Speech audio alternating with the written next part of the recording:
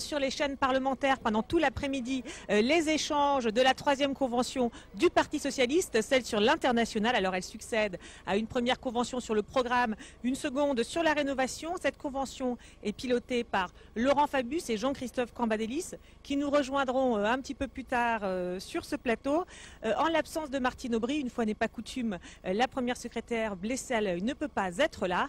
En revanche, Ségolène Royal est là, vice-présidente de l'Internationale socialiste. Elle s'exprime en ce moment même à la tribune. Je vous propose d'aller l'écouter tout de suite dans la salle. Celui de Babel, dans un monde contradictoire, à la fois divisé et unifié par des forces d'une puissance débridée que la politique doit organiser.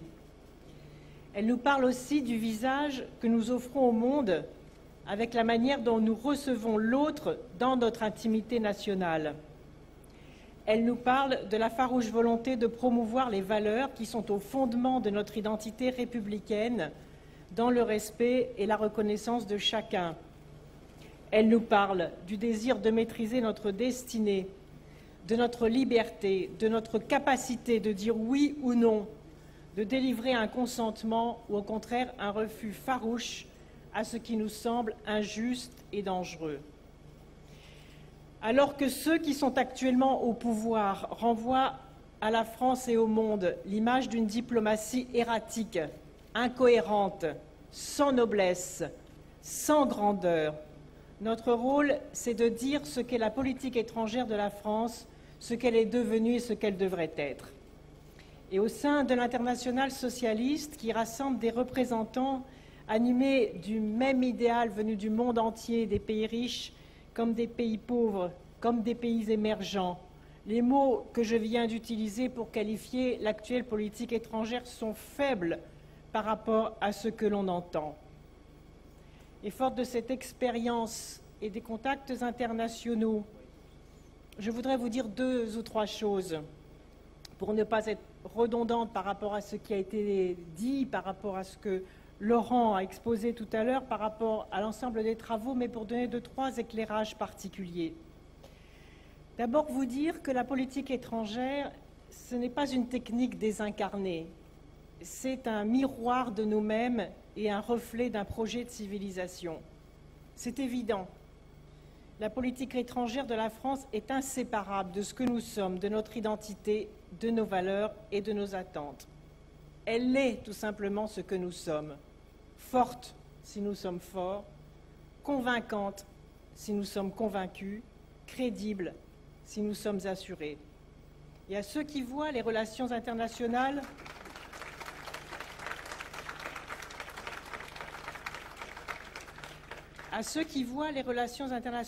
ou la construction européenne comme un jeu dont l'essentiel nous échapperait, à ceux qui se résignent avec fatalisme à une forme d'impuissance, je voudrais qu'ils entendent ici notre message d'espoir, de volonté et de détermination.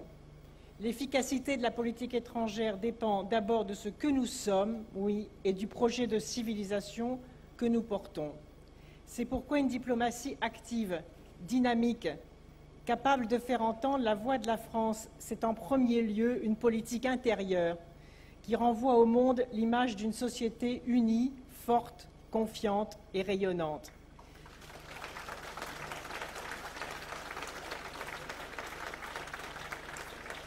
C'est pourquoi une France divisée est une France affaiblie. Mais la France unie, c'est la France qui parle avec confiance, sans arrogance en Europe et dans le monde.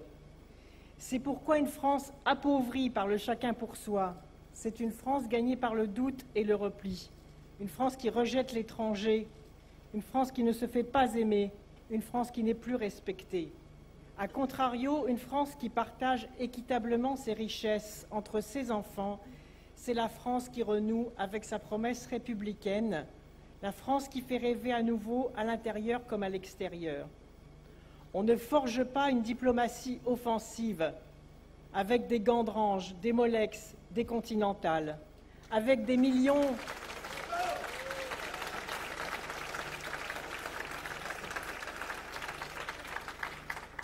On ne forge pas une diplomatie offensive avec des millions de personnes dans les rues pour sauver le fruit de leur travail, leur droit à la retraite avec des revenus décents.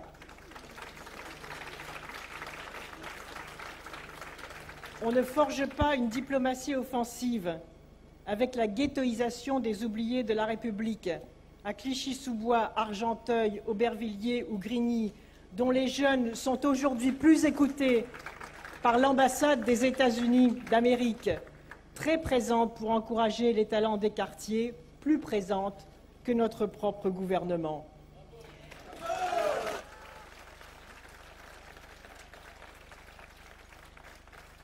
La diplomatie prend son essor à partir des 1000 échanges que ces citoyens sécurisés et en confiance entretiennent avec le monde environnant. Elle se nourrit des petites et moyennes entreprises innovantes, exportatrices, dans lesquelles un ouvrier qualifié apprend l'anglais parce qu'il peut être envoyé en mission aux États-Unis, en Chine, au Brésil, former des ouvriers aux technologies exportées par son entreprise. Et de ces constats, je tire une conclusion et une leçon pour l'avenir. En affaiblissant le projet républicain de la France, en renonçant à réaliser sa promesse singulière de justice pour servir des clans affairistes, en rompant avec une tradition d'accueil plus que bicentenaire, en se résignant à offrir le spectacle navrant de prisons délabrées, en négligeant la mise en place d'une politique efficace pour que des entreprises innovantes et performantes s'engagent sur les marchés étrangers, le gouvernement actuel a pris le risque d'affaiblir notre image dans des proportions inédites et indignes de la 5e puissance mondiale.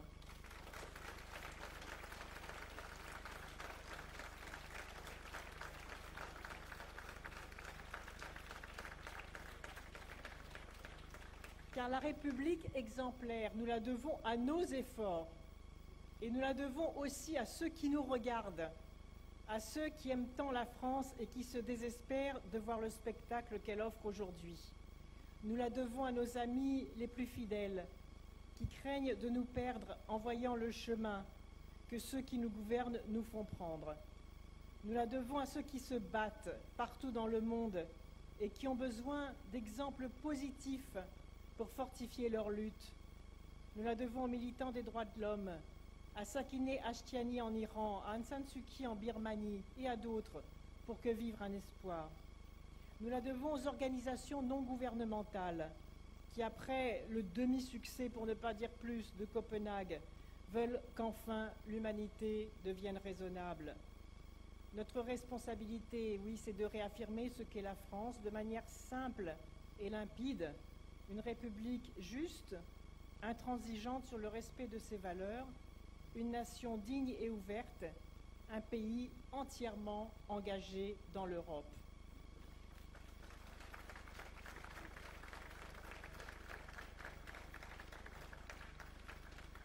Et aux pays et peuples amis et alliés qui s'inquiètent, nous disons que les critères ethniques, ce n'est pas la France. Nous disons que l'agressivité et le manque de respect à l'endroit de l'Union européenne, ce n'est pas la France. Nous disons que les propos blessants sur l'homme africain pas encore entré dans l'histoire, ce n'est pas la France.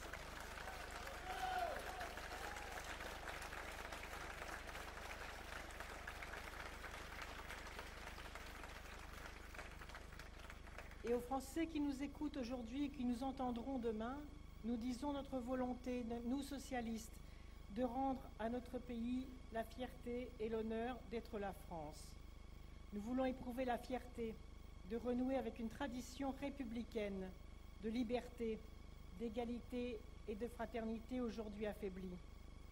Nous voulons éprouver la fierté de lire la joie des retrouvailles chez nos amis en Europe, en Afrique, au Maghreb et ailleurs. Et le meilleur exemple de ce que je dis là, de ce lien très étroit entre une diplomatie volontaire, liée volontairement à un projet collectif puissant, c'est le Brésil de Lula qui nous en donne le meilleur exemple.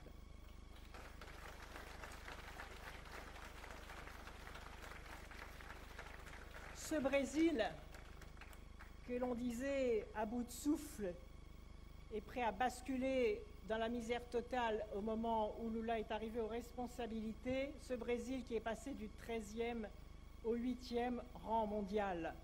Et lorsque je rencontrais le président Lula en avril dernier, le jour du lancement de la campagne de Dilma Rousseff, à laquelle nous adressons tous nos vœux de victoire pour le deuxième tour de l'élection présidentielle, il me disait ce dont il était le plus fier et ce qui lui avait permis de faire à la fois levier à l'intérieur de son propre pays, mais aussi levier sur la présence du Brésil sur la scène internationale avec les mêmes valeurs, les mêmes idées, les mêmes principes. J'en retiendrai 3. D'abord, sa conviction profonde que le social est le facteur majeur du développement et de la croissance économique. C'est le résultat. C'est ce résultat extraordinaire qui lui a permis de sortir 20 millions de Brésiliens de la misère avec sa réforme des bolsas familiales, les bourses aux familles qui sont données aux familles en situation de misère et de précarité en échange de l'obligation éducative pour leurs enfants. C'est le relèvement aussi des bas salaires et des petites retraites. Et parce qu'il a tenu farouchement sur ses objectifs, alors que le milieu des affaires brésilien lui disait que cette façon de faire allait conduire le Brésil dans le gouffre, c'est bien pire parce qu'il a tenu sur cette conviction profonde que moins d'injustice, c'est plus d'efficacité économique, qu'il a réussi à redresser son pays. Sa deuxième idée,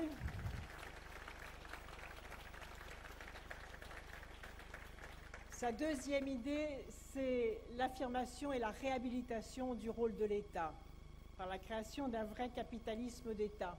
Et le voilà, lui, petit ouvrier, seul titulaire d'un seul CAP de tourneur-fraiseur, tenant tête au secteur bancaire, entrant dans le capital des banques, exigeant une juste répartition du profit des entreprises, contrôlant la production des matières premières dans son pays. Voilà la deuxième idée, la réhabilitation du rôle de l'État. Et enfin, la démocratie participative. Rien ne s'est fait au Brésil, me disait-il, sans cette conviction profonde que les réformes justes et que les réformes durables ne peuvent pas se faire contre les peuples, mais avec le peuple. Et ce qui est vrai,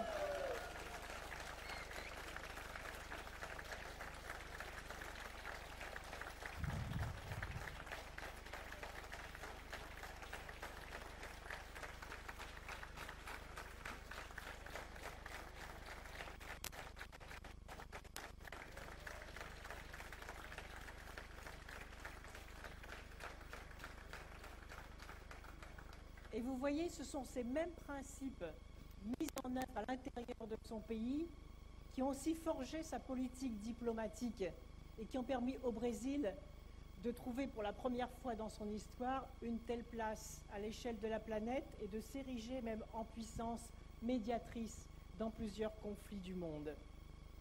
La deuxième idée que je voudrais vous livrer, c'est celle-ci.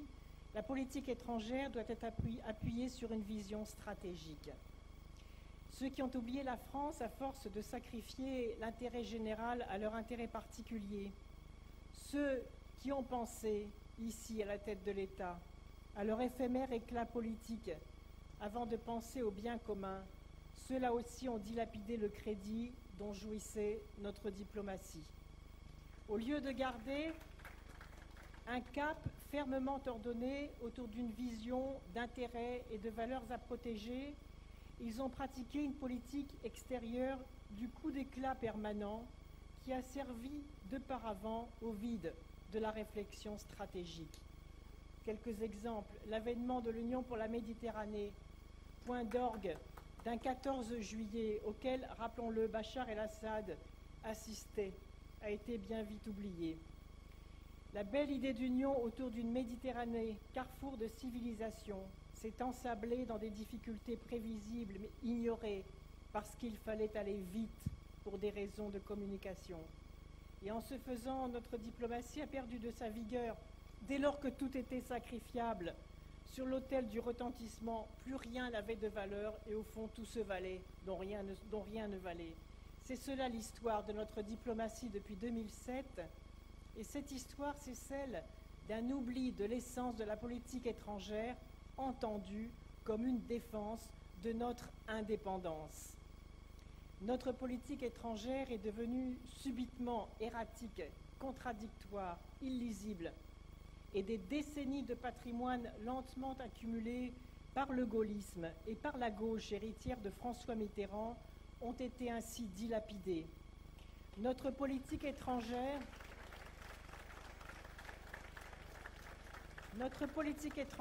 doit donc retrouver cette constance, cette force d'âme, cette conscience d'elle-même nécessaire pour refuser toutes les formes d'alignement, tous les conforts de pensée, toutes les réductions hâtives.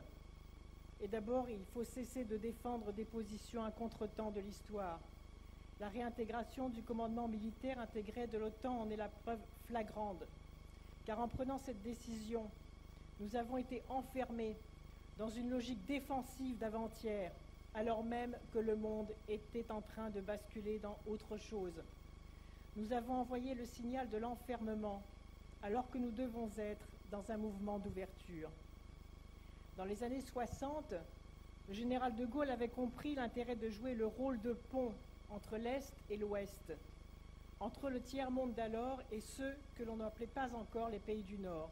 Bien que la donne ait changé, cette attitude est plus pertinente que jamais, car le monde a besoin de pays qui jouent le rôle de médiateurs, voire de recours politique et moral. Cela vaut pour nous. Cela vaut aussi pour l'Europe dans son ensemble. L'indépendance de la politique étrangère n'est pas destinée à flatter l'esprit cocardier. Elle est le fondement d'une stratégie d'influence globale destinée à nouer le dialogue en évitant d'être marquée par l'assignation à un seul camp. Plus que jamais, il faut donc doter la France et l'Europe d'une vision politique et stratégique, ce à quoi s'emploie cette convention avec le texte qui a été adopté par les militants socialistes. Car les idéaux de paix et de démocratie que les pères fondateurs voulaient pour l'Europe et qui sont les nôtres aujourd'hui ne sont pas des horizons qu'il faut invoquer au détour d'un discours. Ils sont les fondements réels de notre puissance et de notre rayonnement dans ce monde. Lorsque nous, socialistes, parlons d'Europe de la défense, ce n'est pas seulement à un dispositif militaire que nous pensons, mais à un pilier au service d'une identité propre, fondée sur le droit, l'esprit de justice et l'indépendance. C'est pourquoi nous devons, c'est une idée qui m'est chère et je voudrais la redonner ici, nous devons construire les États-Unis d'Europe.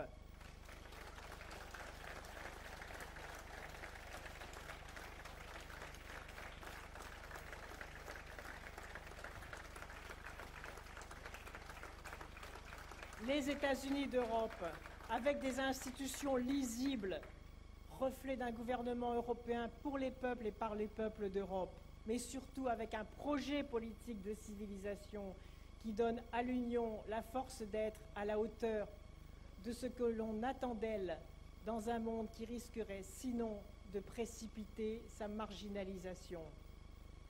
Pour terminer, je voudrais rappeler qu'en effet, la politique étrangère est inséparable de ce que nous sommes et inséparable d'une manière de gouverner. Une présidence qui échoue à l'intérieur ne peut pas attendre de la politique étrangère qu'elle lui offre une quelconque excuse. Celui qui divise à l'intérieur divise à l'extérieur. Celui qui ne respecte rien à l'intérieur ne respecte rien ni personne à l'extérieur. Et c'est notre diplomatie tout entière qui s'en trouve affectée. Rien de durable ne se bâtit sur la négligence et la désinvolture, et encore moins sur l'humiliation.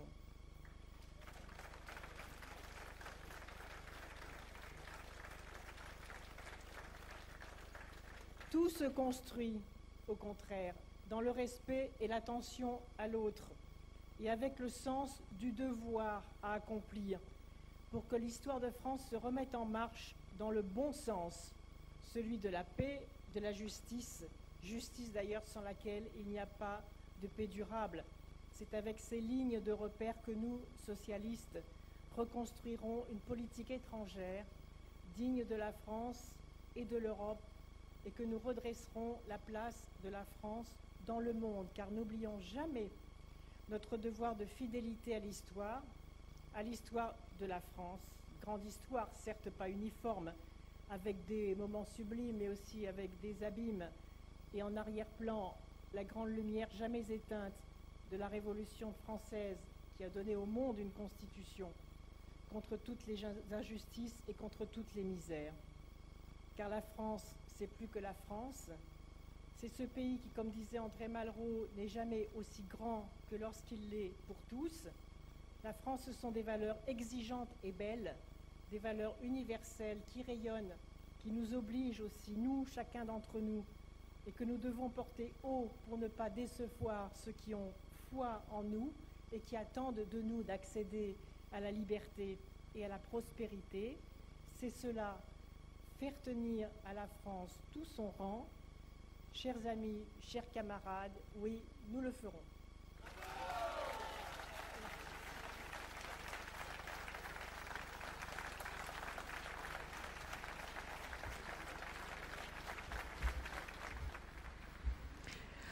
Voilà, vous venez de suivre en direct sur les chaînes parlementaires depuis le CNIT à la Défense le discours de Ségolène Royal, qui est donc vice-présidente de l'Internationale socialiste, donc en direct.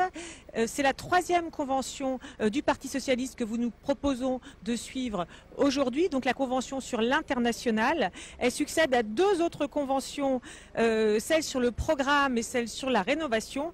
Il y en aura encore 2 autres prochainement, dont une sur la sécurité qui a été décalée pour cause de manifestations contre les retraites. Alors, nous vous proposons de rester avec nous tout l'après-midi avec de nombreux invités qui vont nous rejoindre ici successivement, notamment Laurent Fabius, qui est donc président de cette convention sur l'international, qui nous rejoindra tout à l'heure.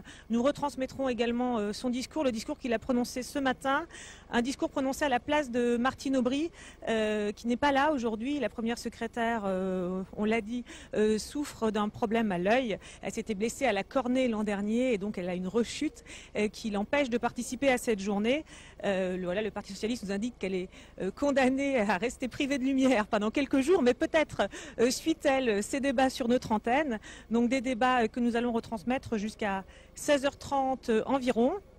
Donc tout à l'heure, nous retournerons dans la salle où se tient une table ronde sur la mondialisation et les enjeux de la mondialisation, parce qu'évidemment, qui dit politique internationale du PS, dit aussi comment lutter contre la désindustrialisation de la France, comment rééquilibrer les échanges internationaux, les échanges nord-sud. C'est évidemment un des enjeux et un des points sur lesquels les socialistes se sont penchés avec différentes propositions. On les verra proposées dans ce texte. Alors il y a notamment un concept qui est celui de l'écluse carbone. On expliquera avec nos invités voilà, de quoi il en retourne exactement. Mais Jean-Christophe Cambadélis, secrétaire national à l'international, nous rejoint. Bonjour. Bonjour. Voilà, monsieur Boula, voilà. Merci d'être avec nous. Alors, je disais, voilà, en guise de présentation, que nous allions retransmettre de nombreux débats cet après-midi, et puis que cette convention se déroulait en l'absence de Martine Aubry, juste en préambule. Vous avez de ses nouvelles? Comment va-t-elle? Ben voilà, elle est obligée de rester un peu dans le noir pour que ça se cicatrise sur son œil. Elle ne peut pas supporter les flashs et la lumière.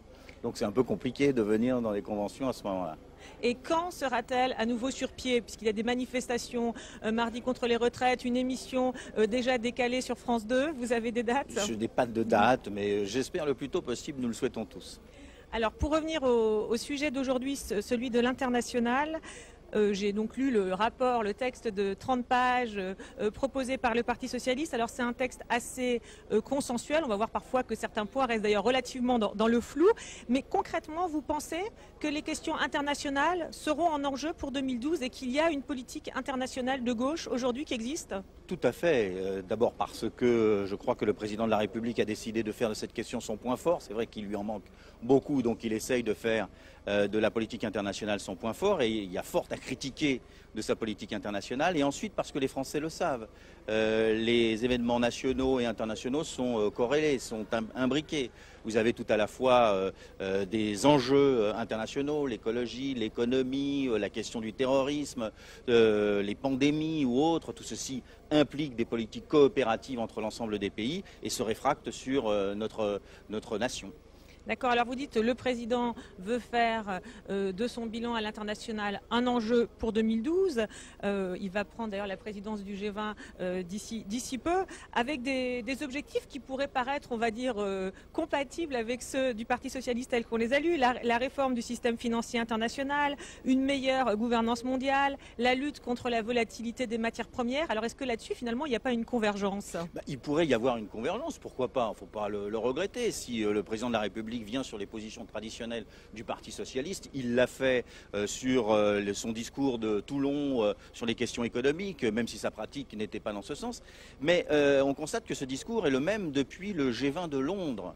Ça a été reproduit à Pittsburgh, où il nous a dit qu'il avait tordu la main du capitalisme financier anglo-saxon. Et puis là, avant Séoul, on a le même discours. Et puis on aura le même discours avant le sommet français de Cannes ou de Deauville. Mais honnêtement, il ne se passe rien. D'accord, donc convergence peut-être sur les idées, mais pas sur les actes. En même temps, c'est au pas moins facile. sur les mots, au moins sur les mots, mais peut-être pas sur les idées, au moins sur les mots.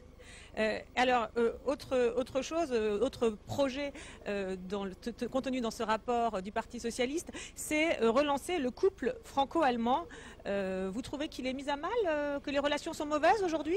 Écoutez, franchement, quand on regarde la presse allemande, après la prestation du président de la République suite au sommet de Bruxelles, où il a indiqué que Mme Merkel se préparait à ramener à la frontière les Roms de son propre pays. Oui, mais enfin, elle a dit que c'était de la fausse polémique et que finalement tout allait bien. Mais ça, ça s'appelle de la diplomatie. Mais quand on voit la presse allemande, on s'aperçoit que nous sommes fort décriés. Enfin, la France, à travers le président de la République. Et tout le monde sait que le couple franco-allemand va mal, d'abord parce qu'il y a des divergences économiques, il faut le noter, et en même temps parce que Nicolas Sarkozy ne consacre peut-être pas le temps qu'il faudrait à la politique internationale en général et à la politique européenne en particulier, parce que l'hyper-présidence, c'est s'occuper des questions françaises à la place du Premier ministre, mais ce n'est pas s'occuper des questions internationales. Oui, alors on sent bien la critique contre Nicolas Sarkozy, mais concrètement, comment le relancer, ce couple franco-allemand, alors qu'on voit bien que les positions ne sont pas du tout les mêmes? Par exemple, au moment de la crise, la France voulait intervenir pour sauver les banques, sauver la Grèce, l'Allemagne ne voulait pas. Alors comment on fait fonctionner le couple franco-allemand comme ça? Eh bien, en faisant deux choses. D'abord, en discutant en amont, c'est ce que nous faisons, nous, avec le SPD, qui est le Parti social-démocrate en Allemagne. Et il y a une déclaration commune entre Sigmar Gabriel et Martine Aubry sur des questions aussi essentielles que d'avoir un SMIG en Allemagne. Ce n'était pas le cas, ce n'est toujours pas le cas évidemment, mais c'est une avancée d'avoir un début d'harmonisation sociale, d'avoir des capacités. Aussi, ce que veut Nicolas Sarkozy? Je constate tout modestement que au lendemain de la déclaration entre Sigmar Gabriel et Martine Aubry, d'un seul coup, le président de la République, qui n'en avait pas parlé, s'est proposé d'avoir une harmonisation fiscale. Mais cette harmonisation fiscale, c'est peut-être un argument pour revenir sur un certain nombre de fiscalités, sur la fiscalité qui a été celle de la France depuis quelques années. Et il faudrait le faire. Mais par contre, la France a des efforts à faire. La France a des efforts à faire en termes de déficit public, en termes de productivité, évidemment. Et donc, les Allemands ont intérêt à comprendre, eux qui ont beaucoup de politique à l'export, qu'ils ne peuvent pas assécher l'Europe, puisque l'Europe, dans ces conditions-là, ne pourra plus acheter leurs produits. Donc on peut faire évoluer les choses, on peut faire comprendre à nos amis allemands que leur intérêt, c'est d'être une Allemagne dans l'Europe et non pas une Europe allemande. D'accord, mais il faudra y passer du temps. Alors on va suivre de toute façon toutes ces questions, notamment lors de cette table ronde sur la mondialisation. Quand même, dernière chose avec vous, Jean-Christophe Cambadélis, puisque vous êtes un proche de Dominique Strauss-Kahn, dont on a énormément parlé ces 2 derniers jours, suite au rapport du FMI préconisant la hausse de la durée de cotisation plutôt que la baisse des pensions, ce qui n'est pas du tout la position du Parti socialiste en France. Alors on nous a expliqué que Dominique Strauss-Kahn ne rédigeait pas les rapports du FMI, qu'il ne pouvait pas se prononcer sur le sujet. Enfin bon, on a déjà entendu pas mal d'explications, mais la question c'est est-ce que le Parti socialiste aujourd'hui peut laisser les Français dans ce flou? Est-ce qu'il ne faut pas clarifier la position de Dominique Strauss-Kahn? Écoutez, le FMI, ce n'est pas le parti de Dominique Strauss-Kahn. C'est une instance multilatérale dans laquelle les gens prennent des positions et des décisions ensemble. Deuxièmement, ce texte n'a pas été lu.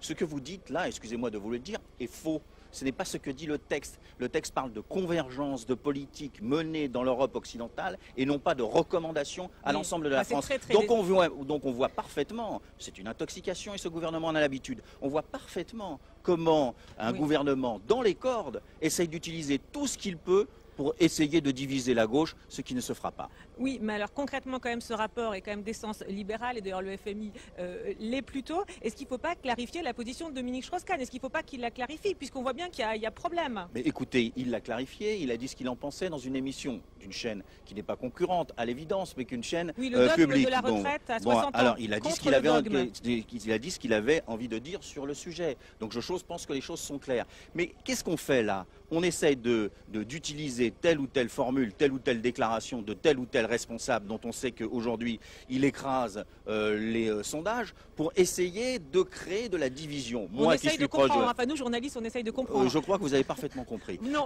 donc, à partir de là, je dis la chose suivante, c'est que le Parti socialiste a une position et c'est cette position qui sera appliquée. D'accord, y compris par Dominique Strauss-Kahn. Bon, merci beaucoup pour ces clarifications. On retourne dans la salle où se tient actuellement une table ronde sur la mondialisation. C'est Catherine Trottmann, députée européenne, qui est à la tribune. Renforcer la solidarité, c'est bien sûr aussi dans la politique, dans les nouvelles politiques de la recherche, de l'innovation, avoir de véritables coopérations. Certes, nous avons aujourd'hui des programmes européens, ils ne sont pas suffisants.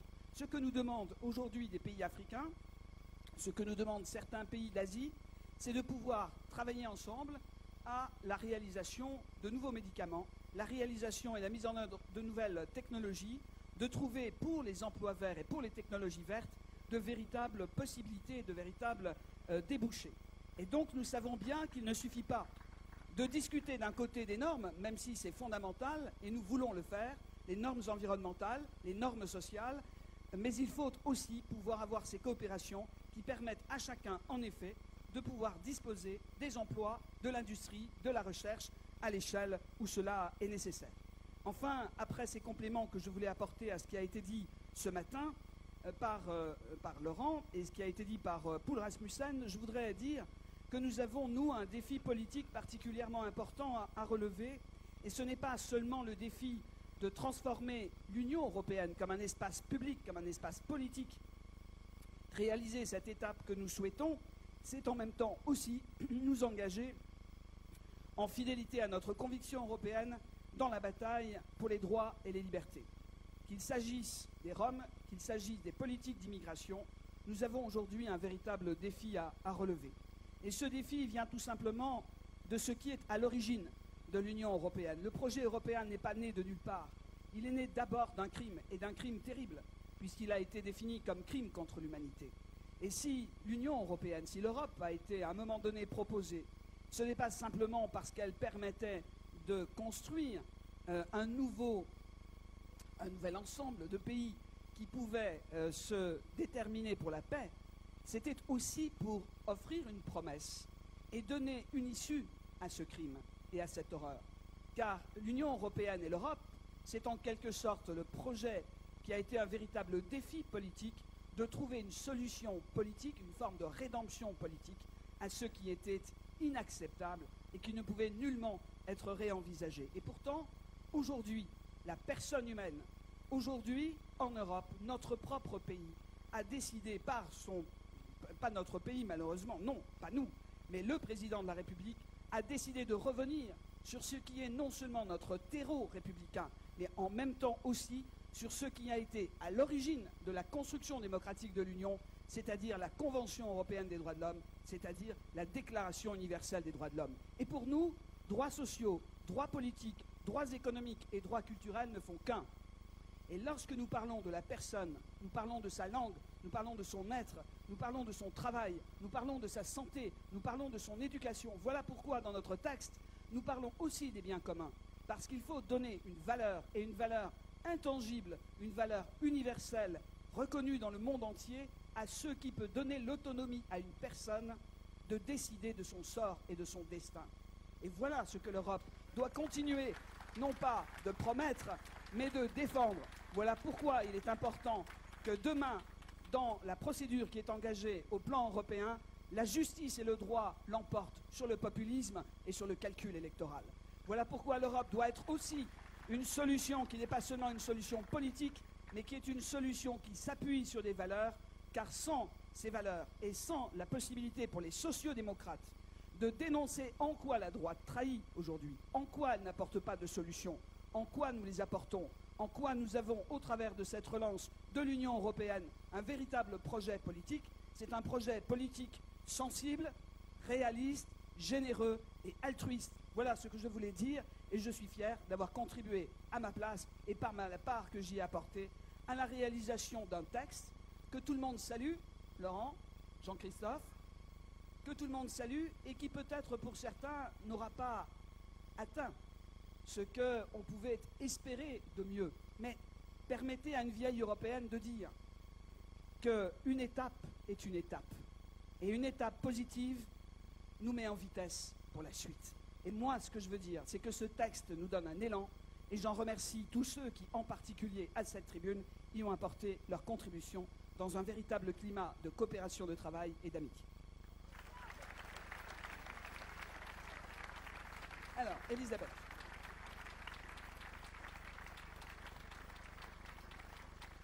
Merci Catherine pour cet élan et cet enthousiasme.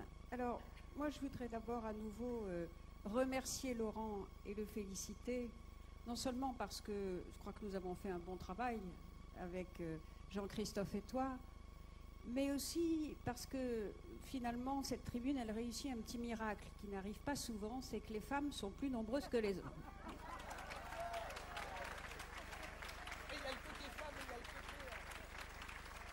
Alors, l'Union euro-méditerranéenne et à terme euro-africaine, c'est vrai que c'est un sujet sur lequel qui me passionne depuis longtemps, depuis des années et des années, sur lequel, vous le savez, je travaille avec Jean-Louis beaucoup, mon mari. Mais je voudrais dire qu'aujourd'hui, c'est une question qui est de plus en plus urgente. Et je suis très heureuse que notre convention en ait fait un point vraiment très important, une de nos priorités. D'abord parce que le contexte mondial évolue profondément. Ce matin, les orateurs ont souligné à quel point la puissance se déplace de l'ouest vers l'est, à quel point les États-Unis maintenant regardent très peu vers l'Europe et beaucoup plus vers la Chine, vers l'Inde et vers les pays du sud-est asiatique. Nous savons aussi que l'Afrique décolle. C'est montré et démontré économiquement par beaucoup d'études récentes. Pas tous les pays d'Afrique, mais enfin, c'est un continent qui est prometteur. Dans un contexte de crise économique, ça n'est évidemment pas à négliger. Parce que aussi, bien entendu, la France, l'Union européenne et l'Afrique en général ont des liens historiques qui n'ont pas toujours été évidemment bénéfiques si on songe à la décolonisation, mais qui ont créé des liens humains extrêmement importants, évidemment aussi une proximité géographique. Et n'oublions pas, chère Louise, l'acquis extraordinaire de la francophonie, n'est-ce pas? Qui ne concerne pas que l'Afrique, d'ailleurs, tu en es le témoin ici cet après-midi. Donc, c'est pour toutes ces raisons que déjà, depuis le début des années 90, depuis bien les débuts de l'Union, de la communauté européenne, nous avons toujours eu une attention particulière vers la Méditerranée et l'Afrique, le sud de la Méditerranée et l'Afrique. Mais c'est vrai qu'en 1995, Jacques Delors avait lancé le premier projet, je crois, de partenariat entre l'ensemble de l'Union européenne, et non pas seulement entre tel ou tel pays membre de l'Union européenne et les pays africains, et en particulier méditerranéens. Et que ce partenariat, il a apporté beaucoup de choses, mais que 10 ans après, en 2005, nous avons aussi constaté ses limites. Les peuples n'étaient pas vraiment associés, concernés. C'était surtout l'Union européenne qui dictait l'agenda, qui mettait les papiers sur la table. Les pays d'Afrique se sentaient un peu mis de côté. Et il y avait bien entendu une sorte de surplace. Alors, Ségolène s'en souviendra parce que dans la campagne présidentielle, ça a été évidemment un sujet, tu l'as évoqué tout à l'heure. Et puis, Nicolas Sarkozy s'est emparé de ce sujet. Ben, moi, je vais vous dire, surtout, ne laissons pas Sarkozy s'emparer de ce beau projet. Parce que il a commencé, il a eu le mérite certainement de le mettre en priorité de l'agenda, sauf que ça a été très mal enclenché, que sur le plan politique, ça piétine, et qu'on voit très bien d'ailleurs que l'attention est allée ailleurs, tu l'as très très bien expliqué, parce que le souci de la communication passe avant tout. Donc je crois que nous avons une responsabilité particulière sur cette question euro-méditerranéenne et d'ailleurs plus largement euro-africaine.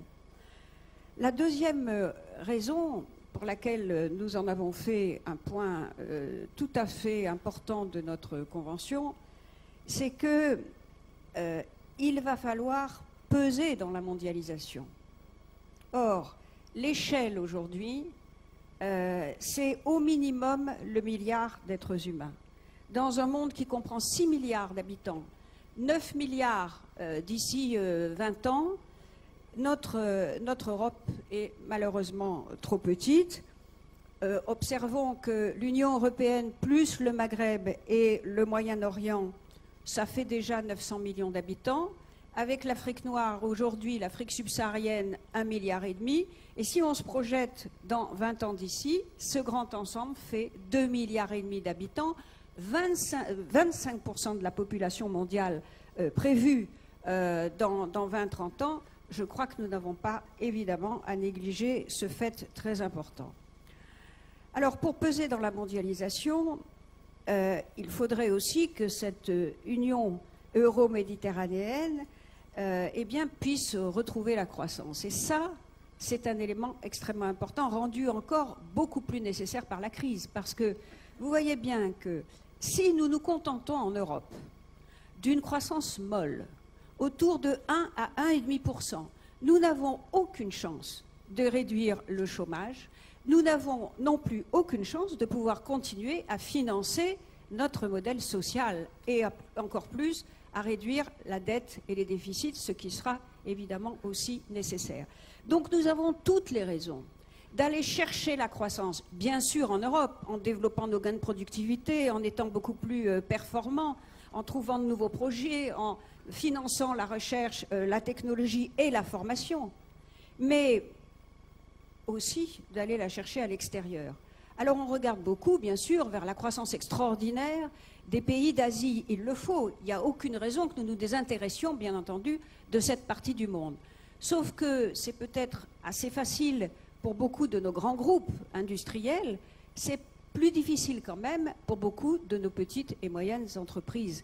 Et qu'au sud de la Méditerranée, en raison de la proximité tout simplement, eh bien, il y a un gisement, n'est-ce pas, de croissance que nous aurions bien tort de refuser. Nous avons aussi à exploiter des complémentarités. Pour avoir un potentiel de développement, eh bien, nous avons besoin de faire en sorte que notre avance technologique puisse en effet nous permettre d'avoir dans cet esprit de coopération un accès plus facile aux matières premières de demain. J'imagine que si, lorsque nous ferons la communauté européenne de l'énergie, qui est une de nos propositions centrales dont Laurent a parlé ce matin, ne nous contentons pas de nous tourner vers la Russie et vers l'Est, mais enfin il y a quand même à nos portes, là, un pays avec lequel nous avons des liens extraordinaires et qui est l'Algérie. Alors, nous avons là-dessus, bien entendu, des complémentarités à exercer, non pas dans un esprit néo-impérialiste, mais avec l'esprit de donner de la valeur ajoutée, n'est-ce pas, et au nord et au sud. Ces complémentarités, elles existent aussi, et nous avons besoin de les développer sur les questions démographiques. Très franchement, nous avons une Europe qui vieillit. Au sud de notre Méditerranée, il y a une population jeune qui a besoin de débouchés.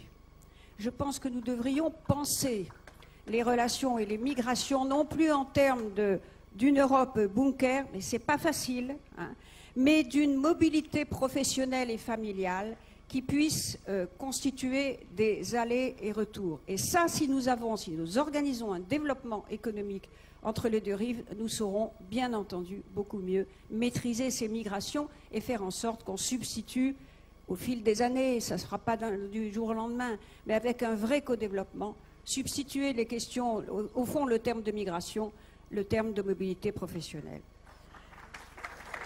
Et familiale, n'oublions pas. Dernier point, Catherine a parlé du défi de la sécurité alimentaire. Ça va être un point central.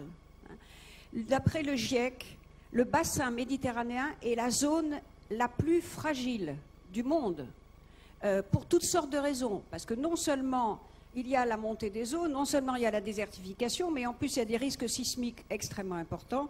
Donc nous voyons bien que là, nous avons quelque chose dont nous devons nous occuper ensemble.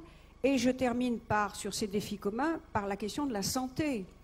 Bon, non seulement nous avons les problèmes sanitaires en Afrique, mais nous avons une population qui vieillit, qui aura de plus en plus besoin d'avoir des médecins, des infirmières, etc.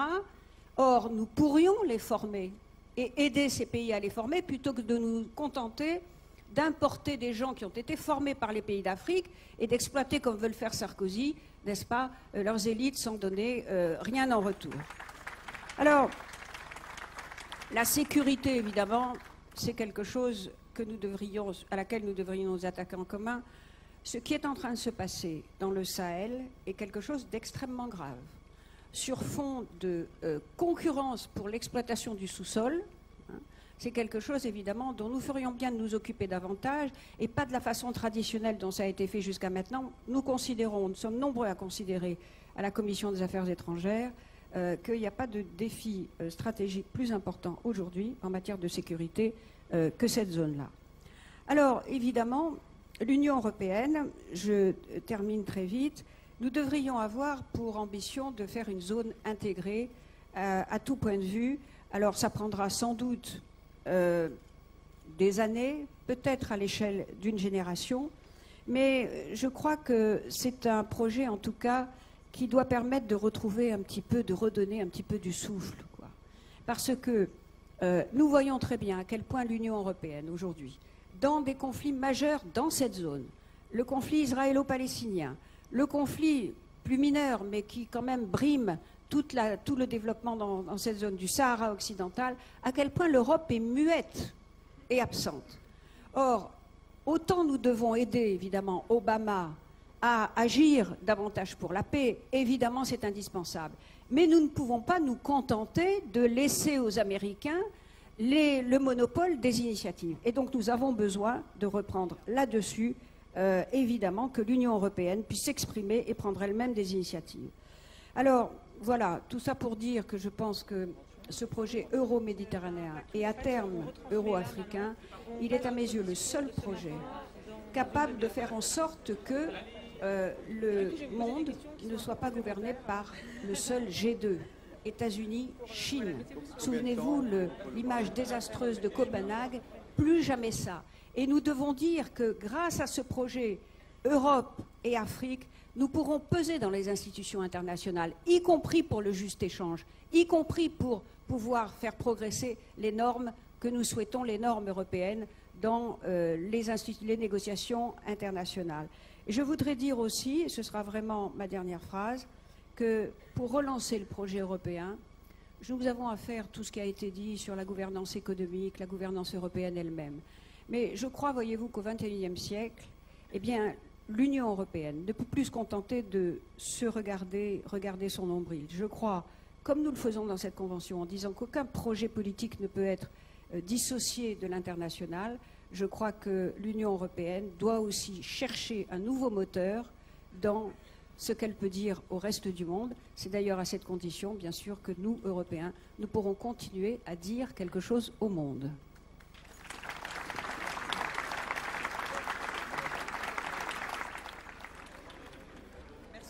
Alors nous sommes toujours au CNIT à la Défense, en direct, pour suivre cette convention du Parti Socialiste sur l'international pendant tout l'après-midi. Et nous sommes avec Laurent Fabius, bonjour, qui nous a rejoint. Donc vous êtes président de cette convention sur l'international. On va revenir avec vous dans quelques instants sur quelques-unes des propositions du Parti socialiste. Juste avant, une petite question sur l'actualité, une actualité sur laquelle le Parti socialiste s'est beaucoup mobilisé, celle des retraites. Hier soir, cette nuit, au Sénat, le report de l'âge de départ à la retraite de 60 à 62 ans a été voté. Donc ça va un peu à l'encontre de la stratégie des socialistes qui était de gagner du temps, on va dire, dans l'hémicycle pour permettre à la protestation de gagner la rue. Alors concrètement, que peut faire le Parti socialiste aujourd'hui? Qu'allez-vous faire? Quelle est votre stratégie? Est-ce que vous avez un plan B? Mais, si vous voulez, le fait que la majorité de droite au Sénat ait voté pour le texte du gouvernement, honnêtement, oui, mais vous espériez jouer la montre, non, vous espériez honnêtement, gagner du temps. Ça n'a rien de surprenant. C'est le contraire qui aurait été surprenant. Le fond du sujet, il n'est pas là. Le fond du sujet, c'est que le texte du gouvernement est à la fois extrêmement injuste, parce que plus les gens l'étudient, plus ils s'aperçoivent qu'il fait porter la charge de l'effort, non pas sur l'ensemble de la population, mais essentiellement sur les femmes et sur les salariés modestes, donc injuste. Et en plus, ce que je voudrais dire, et qui n'est jamais suffisamment souligné, c'est que le texte du gouvernement ne règle absolument pas le problème financier. Oui. Quand M. Woerth, M. Sarkozy et quelques autres qui profèrent des mensonges à longueur de discours disent que si on vote ce texte, on est tranquille en matière de retraite, c'est pas vrai du tout. Tous les experts savent qu'il va falloir recommencer. Bon, donc ça, c'est ce que dit le Parti socialiste. Donc concrètement, c'est ce que je vous dis parce que c'est la réalité. Oui. Sur les questions que je connais, et tous les experts soulignent que financièrement, ça n'est pas bouclé. Bon, alors maintenant, qu'est-ce qui va se passer? Bon, vous verrez demain que sort une étude d'opinion dans la presse qui montre que les Français, à plus de 70%, sont encore plus mobilisés contre le texte qu'ils ne l'étaient la semaine dernière. Et donc, si le gouvernement était raisonnable, il ouvrirait la discussion. Bon, évidemment, on peut toujours faire passer en force, quand on a la majorité, le texte à l'Assemblée nationale et au Sénat. Mais ça ne règle pas la question de fond. Nous voulons régler par une réforme juste et équilibrée la question de fond. Alors, ou bien le gouvernement va le comprendre, ou bien il y aura des mouvements qui, à court terme ou à long terme, feront qu'on sera obligé de revenir sur cette réforme. Oui, parce qu'à court terme, ça semble un peu compromis. Finalement, il n'y a plus beaucoup de raisons pour les opposants à la retraite d'aller manifester du moment que cet amendement non, je vous reprends, excusez-moi. Il y a exactement autant, sinon plus, de raisons. Comprenez-moi bien, cette réforme est injuste et inefficace. Donc, si on veut protéger sa propre retraite et celle de ses enfants, il ne faut pas accepter cette réforme. Malheureusement, la droite a voté pour soutenir le gouvernement. Et donc, vous croyez que le gouvernement peut faire marche arrière encore, là, maintenant que cet amendement a été voté au Sénat? Normalement, il a en charge les intérêts de la nation. Ce n'est pas ce qui passe par la tête de M. Sarkozy. On est, que je sache, en démocratie et pas en égocratie.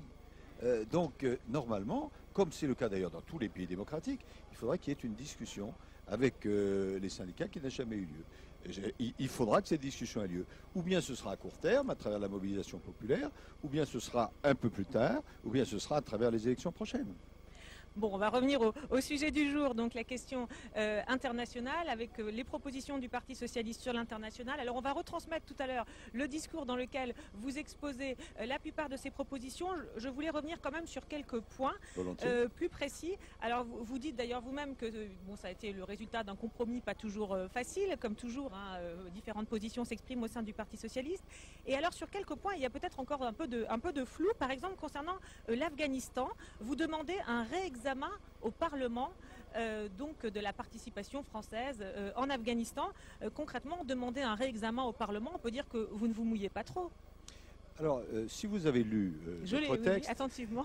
Vous avez vu que nous prenons des positions claires et je vous signale, chère madame, que ce texte a été adopté par près de 90% des militants. Alors, je demande à ce que quel autre parti aurait pu faire examiner un texte par 60 000 personnes et obtenir 90% des votes. Bon, sur l'Afghanistan, c'est clair et net. Le président de la République a malheureusement, sur ce domaine comme dans d'autres, une politique gesticulatoire. Il a envoyé des troupes supplémentaires en Afghanistan, qui s'exposent bien sûr de manière très dangereuse, et il nous a dit qu'il y aura des avancées et des garanties. La réalité que tout le monde constate aujourd'hui, c'est qu'il n'y a aucune avancée, aucune garantie. Donc, si l'affaire n'est pas réglée En 2012 Avant 2012. Bon, en 2012, nous aurons ce problème devant nous et nous disons de la façon la plus claire que nous n'avons absolument pas vocation à rester en Afghanistan. Je réponds à votre question, qu'il y aura bien sûr une concertation, puisque nous sommes des gens responsables, avec les membres de la coalition, mais que nous nous retirerons et le plus tôt sera le mieux. Mais c'est les clair et critères, c'est net. quels doivent être les critères finalement? Non, Parce que personne ne dit que la France a vocation à rester en Afghanistan Oui, à vitam sauf qu'elle y est aeternam. maintenant depuis 10 ans. Bon, alors ça commence à faire. Nous disons clairement que nous nous retirerons et nos troupes ne sont pas là. Il faut, d'une part, qu'il y ait un gouvernement qui prenne en charge l'ensemble des fractions, sauf bien sûr ceux qui soutiennent Al-Qaïda. D'accord, donc quand il sera prêt, ce gouvernement? Deuxièmement, qu'il y ait une action qui n'est pas menée aujourd'hui dans la lutte contre la culture de l'opium, parce que c'est déterminant, vous le savez, je n'ai pas besoin de l'expliquer longuement. Et troisièmement, qu'il y ait un accord des puissances régionales et une cessation d'intervention de la part du Pakistan. Bon, voilà 3 conditions fortes. Mais de toutes les manières, en ce qui nous concerne, nous disons très clairement et sereinement que nous n'avons absolument pas vocation à rester. Monsieur Obama Même a si dit... ces conditions ne sont pas remplies. Ah bien sûr, nous n'allons pas rester pour exposer nos hommes éternellement en Afghanistan, c'est clair et c'est net. D'accord, alors autre point, là sur un autre aspect sur lequel le Parti Socialiste a beaucoup incité, c'est celui de la réindustrialisation de la France. Et donc vous dites qu'il faut évidemment de la formation, de l'innovation, mais aussi lutter contre certaines inégalités, le dumping environnemental ou social de certains pays. Et alors vous proposez, alors c'est un concept nouveau, on va dire, une écluse carbone, c'est-à-dire en fait une sorte de taxe carbone aux frontières de l'Europe. Vous savez qu'aujourd'hui, en Europe, c'est la pratique qu'on appelle du libre-échange. Et il n'y a que l'Europe qui fait ça. Tous les pays, tous les continents, que ce soit la Chine évidemment, mais c'est vrai aussi de l'Inde, c'est vrai des États-Unis, se protègent. Bon. Ils plaident pour le libre-échange pour les autres, mais pas pour eux-mêmes. Bon. En Europe, nous devenons une passoire. Bon. Alors nous disons qu'il va falloir réagir contre ça en musclant notre industrie. Songez que pour la France, je cite ce chiffre dans mon discours, nous avons perdu depuis 2002 750 000 emplois industriels. Plus de 50 000 emplois industriels perdus depuis le début de l'année. C'est énorme. Alors, d'où ça vient? Ça vient d'une insuffisance de formation, d'une insuffisance de financement des PME, d'une insuffisance aussi d'organisation dans nos entreprises, d'une insuffisance lorsque une entreprise passe d'une génération à une autre. Donc il va falloir reprendre tous ces problèmes en liaison avec l'Europe. Et l'Europe, elle ne se préoccupe aujourd'hui que de développer la concurrence interne. Donc nous disons qu'il faudra du juste échange. Ça veut dire quoi? Ça veut dire que dans les traités commerciaux que nous signons, il faut introduire des clauses environnementales, sociales, culturelles, sanitaires. Quand des produits pénètrent chez nous, dans notre continent, mais qui n'ont pas les mêmes obligations sociales que les nôtres, du coup, ça coûte plus cher chez nous. Il faut donc créer ce qu'on appelle des écluses qui permettent d'égaliser les conditions de concurrence. Et l'un des exemples de ces écluses, c'est la contribution énergie-climat. Nous sommes en avance au nom de la protection de l'environnement au niveau de l'Europe. Il est normal que les pays qui ne font pas le même effort que nous, eh bien, apportent une contribution. Donc ce serait forcément au niveau européen ou ça pourrait être fait par la France européen. seule? Parce qu'on voit bien que c'est compliqué au niveau de l'Europe. Bien sûr, c'est compliqué, mais rappelez-vous... Pas la France, pourquoi pas la France toute seule? Ah non, la France toute seule ne peut pas, elle est intégrée dans l'Europe. Et il y a des règles qui font qu'on ne peut pas... En recréant une espèce de taxe carbone finalement. Non, mais la taxe carbone, vous avez vu, elle n'a pas du tout fonctionné. C'était une des idées encore de M. Sarkozy qui n'a pas fonctionné. Mais, si vous voulez, nous disons que on ne peut pas avoir un grand pays sur le plan économique, on est en train de reculer, un grand pays, s'il n'y a pas une base industrielle. La base industrielle est en train de s'effondrer, je dis bien de s'effondrer en Europe, à l'exception de l'Allemagne et en France. Il faut réagir et le juste échange va permettre d'aller dans ce sens-là. Alors on réécoutera on entendra le détail de toutes ces propositions tout à l'heure. Juste quelques petits mots un peu plus personnels. Laurent Fabius, vous vous définissez aujourd'hui comme un sage actif. Ça veut dire que vous entrez dans une nouvelle période de votre vie? Oh, vous êtes gentil. Ça fait déjà quelque temps. Qu'est-ce que ça veut dire sage actif en bon français? C'est-à-dire que j'essaye d'être sage, c'est-à-dire de ne pas me mêler à des querelles internes du Parti socialiste qui ont existé, qui existent beaucoup moins. Ça, c'est très bien. Parce que honnêtement, ces querelles-là sont très très négatives, ça ne m'intéresse pas. Et puis actif parce que j'essaye d'apporter mon soutien à la victoire que j'espère en 2012. Alors, je me suis occupé beaucoup, et je continue de m'occuper, de lutter contre les idées complètement absurdes du gouvernement en matière de collectivités locales, puisque maintenant les collectivités locales n'ont plus droit à rien. Et Martine Aubry m'a demandé de présider cette convention sur l'international et sur la défense, puisque nous avons examiné aussi les questions de défense. Et voilà, je pense que si on veut gagner l'élection, il faut être crédible. Bon, et j'essaye d'apporter ma crédibilité avec beaucoup d'autres à ce travail. Alors vous dites, hors des querelles, vous en avez quand même visiblement suscité une petite, enfin du moins vous avez irrité Ségolène Royal, bien, concernant votre fameuse phrase, mis à part deux personnes, mis à part, pardon, vous ne voyez que deux personnes au Parti Socialiste, qui est le charisme pour être candidat, Dominique Strauss-Kahn et Martine Aubry. Non, j'ai pas dit ça. Je vais vous dire ce que j'ai dit exactement et ce que je pense, si vous me le permettez. Bon, vous avez beaucoup de candidats potentiels, bon, on le sait. Simplement, je dis une évidence, c'est qu'il y a aujourd'hui deux candidats qui apparaissent mieux placés que les autres. Bon, oui, vous avez dit c'est quand une évidence. Qui ont le charisme pour... non, pas le charisme, j'ai dit la carrure. Je crois. La carrure, pardon. Ça ne veut pas dire du tout, ça ne veut pas dire du tout que les autres n'aient pas une grande valeur. Et heureusement que nous avons des personnalités de grande valeur. Mais je dois dire que l'opinion des Français, pas simplement l'opinion de Laurent Fabius, n'a qu'un intérêt limité, quoique. Mais l'opinion des Français, c'est que nous avons en particulier deux très bons candidats.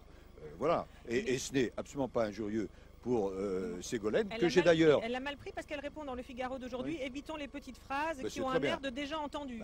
Donc évitons les petites phrases, mais Ségolène, vous l'avez vu, s'est exprimée tout à l'heure, à ma demande, puisque je l'ai invitée, elle a fait un discours excellent, ça montre bien qu'on a des forces qu'il faut rassembler, et je crois qu'une des choses qui me fait le plus plaisir en ce moment, c'est que, et notamment dans cette convention, c'est que nous avons obtenu une unanimité des socialistes. C'est absolument indispensable. Vous savez, les problèmes du pays sont trop importants pour qu'il puisse y avoir des querelles au sein du Parti socialiste ou au sein de l'opposition. D'accord, donc c'était pas une petite phrase, ça, finalement. Non. Et Martine Aubry, vous avez dit également, Martine Aubry, elle fait la différence. Ça veut dire qu'entre les deux, entre Dominique Strauss-Kahn et Martine Aubry, il y en a un qui fait plus la différence que l'autre? Non, j'ai repris, si vous avez assisté à notre séance de ce matin, qui était intéressante, le président du Parti socialiste européen, qui est un ancien Premier ministre danois, qui s'appelle Rasmussen, est venu nous dire qu'il trouvait notre texte excellent, ce qui était gentil, et que, puisque Martine, malheureusement, a mal à l'œil en ce moment, elle n'est pas là aujourd'hui, et qu'il disait, lorsque Martine Aubry intervient dans le cercle des dirigeants socialistes, elle fait la différence. C'est sa phrase. Et donc ça m'a fait sourire. Et vous avez repris innocemment. Il n'est pas interdit d'avoir un peu d'humour, non? On en manque en politique. D'accord. C'est une invitation.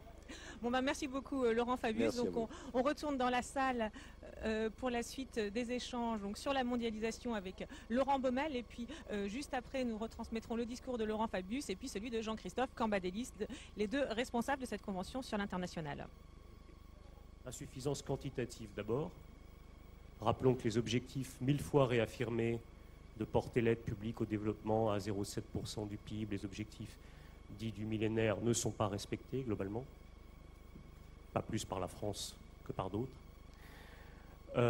Rappelons aussi, c'est important, que l'aide, lorsqu'elle existe, et elle existe, n'est pas toujours ciblée vers ceux qui en auraient le plus besoin. Je crois qu'aujourd'hui, 40% seulement de l'aide est destinée aux 50 pays les moins avancés de la planète. Et de plus en plus, l'aide, en fait, l'aide au développement est tournée vers les secteurs stratégiques, c'est-à-dire répond à d'autres préoccupations que le fait de lutter contre la famine ou la misère dans le monde. Deuxième responsabilité des pays développés, c'est qu'évidemment l'aide au développement a été victime de conceptions ou d'orientations profondément critiquables. Toute l'idéologie néolibérale qui s'est, Henri faisait référence il y a quelques instants, répandue sur l'Occident à partir des années 70-80, qui a été aussi, qui a imprégné l'action des institutions dites de Bretton Woods.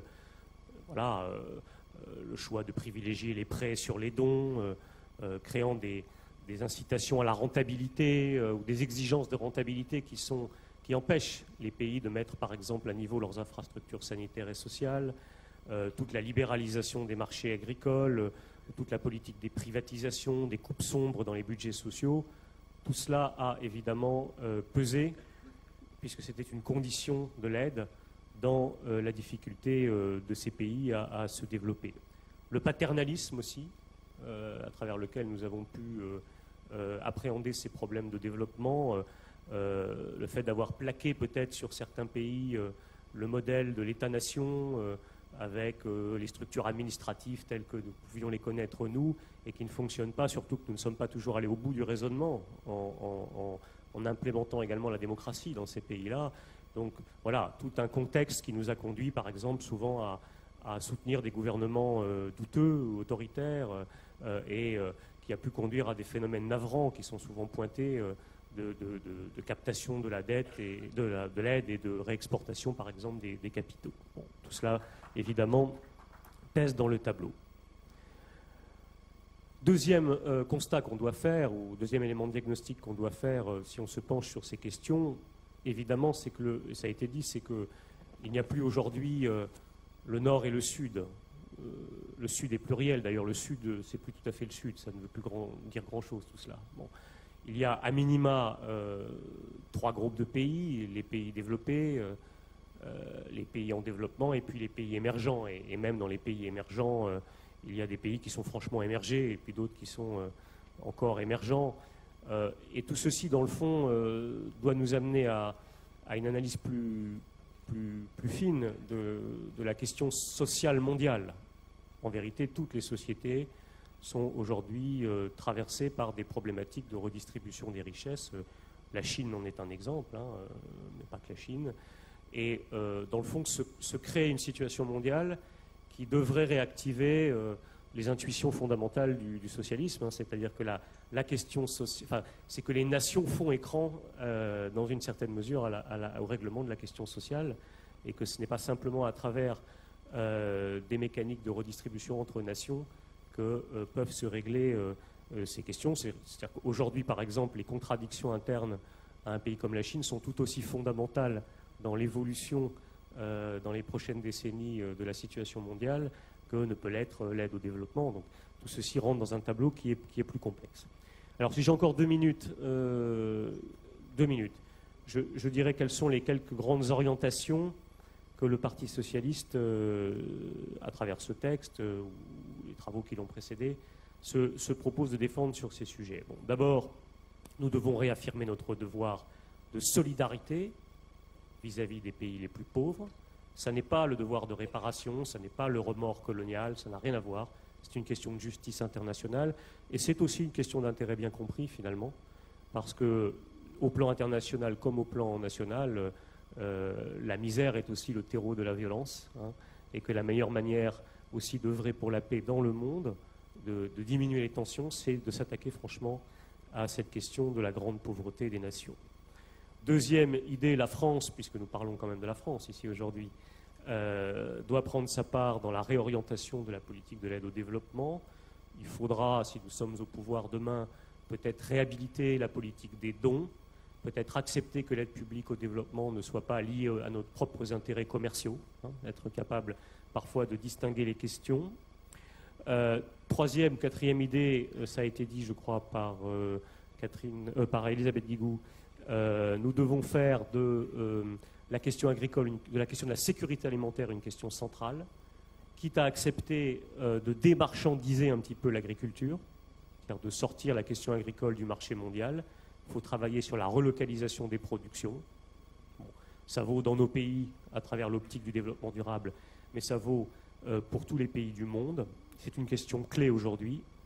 Cinquième ou quatrième idée, nous devons sortir définitivement, alors c'est toujours plus facile à dire qu'à faire, mais cette fois-ci, il faudrait vraiment arriver à le faire, de l'approche paternaliste de la France-Afrique, etc. Ce serait souhaitable, si les socialistes reviennent au pouvoir en 2012, que nous soyons porteurs d'une vision plus respectueuse des pays pauvres, une vision moins fondée sur l'ingérence, moins paternaliste, que nous soyons capables d'établir une autre approche de ces questions. Et puis, j'aperçois Pierre Chapira, et c'est un débat qu'on a eu dans les travaux préliminaires de la Convention et qui a, je crois d'ailleurs, traversé les réflexions de beaucoup de fédérations. Nous devons aller vers une politique de l'aide plus ciblée. Pour pouvoir aller vers une politique de l'aide plus ciblée, il faut aussi sortir de l'approche purement intergouvernementale ou interétatique, en liaison avec ce que je disais il y a quelques minutes. La question internationale n'appartient pas simplement au gouvernement, elle appartient aussi aux sociétés.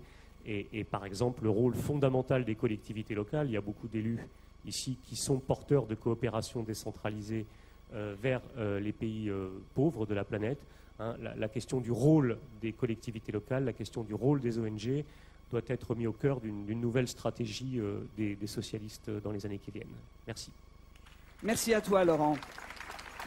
Merci de rappeler qu'il y a une action très importante et qui est à l'honneur, je crois, de toutes les collectivités qui sont engagées, non seulement pour Haïti, mais aussi pour beaucoup d'endroits dans le monde et de manière régulière. C'est aussi une contribution à la solidarité, mais aussi à cette entente que tu as évoquée et dont tu as donné les conditions. Alors je vais passer la parole à Louise Bedoin.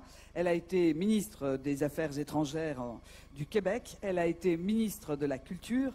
Elle est aujourd'hui réélue députée. C'est une des premières personnalités canadiennes et québécoises, on peut le dire, mais pas québécoise, mais même pour, je dirais, un ensemble voisin.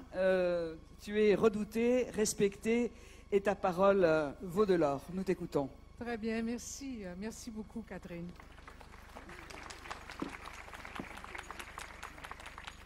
Je veux d'abord remercier, bien sûr, Laurent Fabius et Jean-Christophe de m'avoir invité. Je suis arrivée hier matin et j'ai constaté qu'ici aussi, c'était l'été indien. Alors, les relations entre la France et le Québec sont très, très anciennes, puisqu'elles ont 402 ans cette année. Samuel de Champlain ayant découvert Québec, il y a donc en 1608, et nous avons fêté à ce moment-là, et Ségolène était présente, et elle a pu constater que les Français, dont je suis, puisque j'ai la double nationalité, avaient voté pour elle, je crois, à 54 ou 56%, donc les Français du Québec.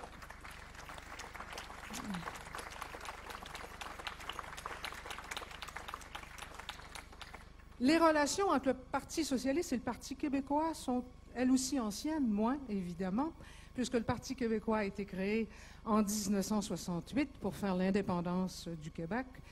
On a perdu 2 référendums, mais on est bien décidé, si on revient au pouvoir, de tout tenter, de tout faire, par les moyens bien évidemment pacifiques que nous avons choisis, de faire en sorte que le Québec devienne un pays. Le Parti québécois et le Parti socialiste sont dans l'opposition actuellement. Ils ne veulent pas être seulement l'alternance, mais bien une alternative, et votre convention d'aujourd'hui le prouve bien. Quant à nous, notre congrès aura lieu au mois d'avril 2011 à Montréal, et nous souhaitons bien évidemment qu'il y ait une délégation du Parti socialiste qui constatera que ce qu'on appelle, nous, notre proposition principale, elle est social-démocrate, elle est progressiste. Le destin de la France, je le sais, et je l'ai entendu bien sûr aujourd'hui, est d'abord européen. Le destin du Québec, il est d'abord américain, au sens des Amériques. Et ce matin, j'étais contente, là, on a fait allusion à la ZLEA, que grâce à Lula, nous n'avons pas eu, et bien sûr à l'ALBA qui existe actuellement. Mais on se sent, nous, notre appartenance, et tous les Français, tous les socialistes qui sont venus ou qui viennent au Québec sentent bien que notre appartenance aux Amériques est très forte. Mais ceci étant dit, et ce n'est pas contradictoire, je pense, je souhaite que nous ayons un destin commun, un destin francophone. Et je suis heureuse de constater que dans la proposition, et que ce matin, Laurent Fabius en a parlé, mais que d'autres aussi en ont parlé, que la francophonie, donc il y a un engagement fort maintenant du Parti socialiste en faveur de la francophonie. La section de Montréal, d'ailleurs, dont je suis très près, et j'ai entendu Axel Lemaire ce matin aussi qui parlait au nom des Français à l'étranger, dit-on maintenant, que la section de Montréal, donc, a été aussi très présente dans tout ce débat concernant la présence, donc, et l'engagement du Parti socialiste dans sa convention envers la francophonie. Pour nous, Québécois, c'est une évidence existentielle qu'il faut s'engager dans la francophonie, puisque nous sommes 2% en Amérique du Nord. Mais vous le savez, il y a quand même 150 millions de francophones dans le monde, et beaucoup plus, bien sûr, de francophiles. On en rencontre partout où l'on va. Et donc, la proposition que je viens vous faire cet après-midi, c'est de dire que de la même façon que j'ai entendu ce matin que le levier, que le moteur de l'Europe doit passer par une nouvelle alliance entre la France et l'Allemagne. Moi, je viens vous dire que pour relancer la francophonie, il faut une alliance entre la France et le Québec, entre le Parti socialiste et le Parti québécois. Alors, pourquoi cette alliance? Pourquoi faire? Eh bien, c'est au nom du multilatéralisme dont on a aussi beaucoup parlé ce matin. La francophonie, c'est un laboratoire du monde. Il y a des pays du G8, du G20, il y a des pays riches, il y a des pays les plus pauvres de la planète dont on vient de parler. Et bien sûr, cher à notre cœur, Haïti, qui est dans le même continent que nous et qui est dans la situation que l'on connaît et que l'on sait. Si important pour nous, parce que non seulement Haïti est un pays où l'on parle français, est un pays qui est dans notre continent, mais aussi parce qu'il y a une communauté québécoise d'origine haïtienne qui est de 100 000 personnes et qui est extrêmement bien intégrée au Québec et à laquelle donc nous tenons beaucoup. Et peut-être que, étant ce laboratoire dont je parlais, peut-être que la francophonie pourrait aussi servir à discuter de ce concept, de cette très très belle idée, très structurante pour l'avenir, de juste échange. En terminant, mon Dieu Seigneur, ce n'est que de l'eau, heureusement. Nous ne buvons que de l'eau à la tribune ici. Alors, on a parlé, parce qu'Henri en a dit un mot, de cette réussite de la francophonie, qui est la convention, donc adoptée par l'UNESCO en 2005, qui a été mise en application en 2007 sur la diversité des expressions culturelles. Je veux seulement vous dire que voilà une belle réussite de la francophonie grâce à une alliance, donc, entre le Parti socialiste et le Parti québécois. On était au pouvoir, c'est Lionel Jospin et Lucien Bouchard qui avaient signé en 1998 une première entente sur ces questions-là, et ensuite, Catherine y a fait référence. Catherine Tasca, Catherine Trottmann que j'ai vue ce matin, Catherine Trottmann et moi-même, donc on a réussi à faire en sorte que la francophonie à Beyrouth, c'était la première fois qu'un sommet de la francophonie se tenait dans un pays arabe, et bien on a fait en sorte que cette convention soit d'abord adoptée par les pays francophones et ensuite qu'ils l'ont portée à l'UNESCO, et on peut vraiment dire que c'est une grande réussite de la francophonie.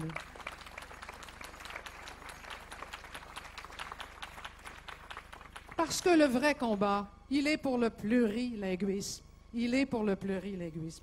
Et cette volonté de préserver la pluralité des cultures, d'instaurer des relations en effet équilibrées entre elles, de cette volonté dépend notre capacité à prévenir, on l'a dit aussi, mais je le répète, l'embrasement et l'affrontement des imaginaires. Alors, c'est un enjeu de paix, que cet enjeu-là, un enjeu extrêmement important. Et vous savez, la francophonie, elle existe. Elle est même un peu le navire amiral des organisations similaires, parce qu'il y en a. L'hispanophonie existe. On a d'ailleurs vu à un moment donné à la télé une engueulade entre Hugo Chavez et le roi d'Espagne, en direct. Mais ils étaient dans un cadre, donc, de sommet des pays hispanophones. La lusophonie existe. On parlait, Ségolène a longuement parlé du Brésil tantôt. Eh bien, le Brésil, c'est pas une petite affaire. Et la lusophonie, ce ne sont que 8 pays. Eh bien, il y a 55 pays qui sont membres de la francophonie. Il me semble que c'est un outil dont on doit tenir compte. Alors, pour moi, je terminerai là-dessus, ce doit être l'espace, la francophonie privilégiée, où les francophones du monde entier discutent des questions sociales, des questions politiques, des questions environnementales, s'enrichissent les uns et les autres de leur diversité et imaginent en effet ensemble une mondialisation maîtrisée où les droits humains, tous ceux qu'on a énumérés, ont préséance, carrément préséance sur les droits commerciaux. Merci.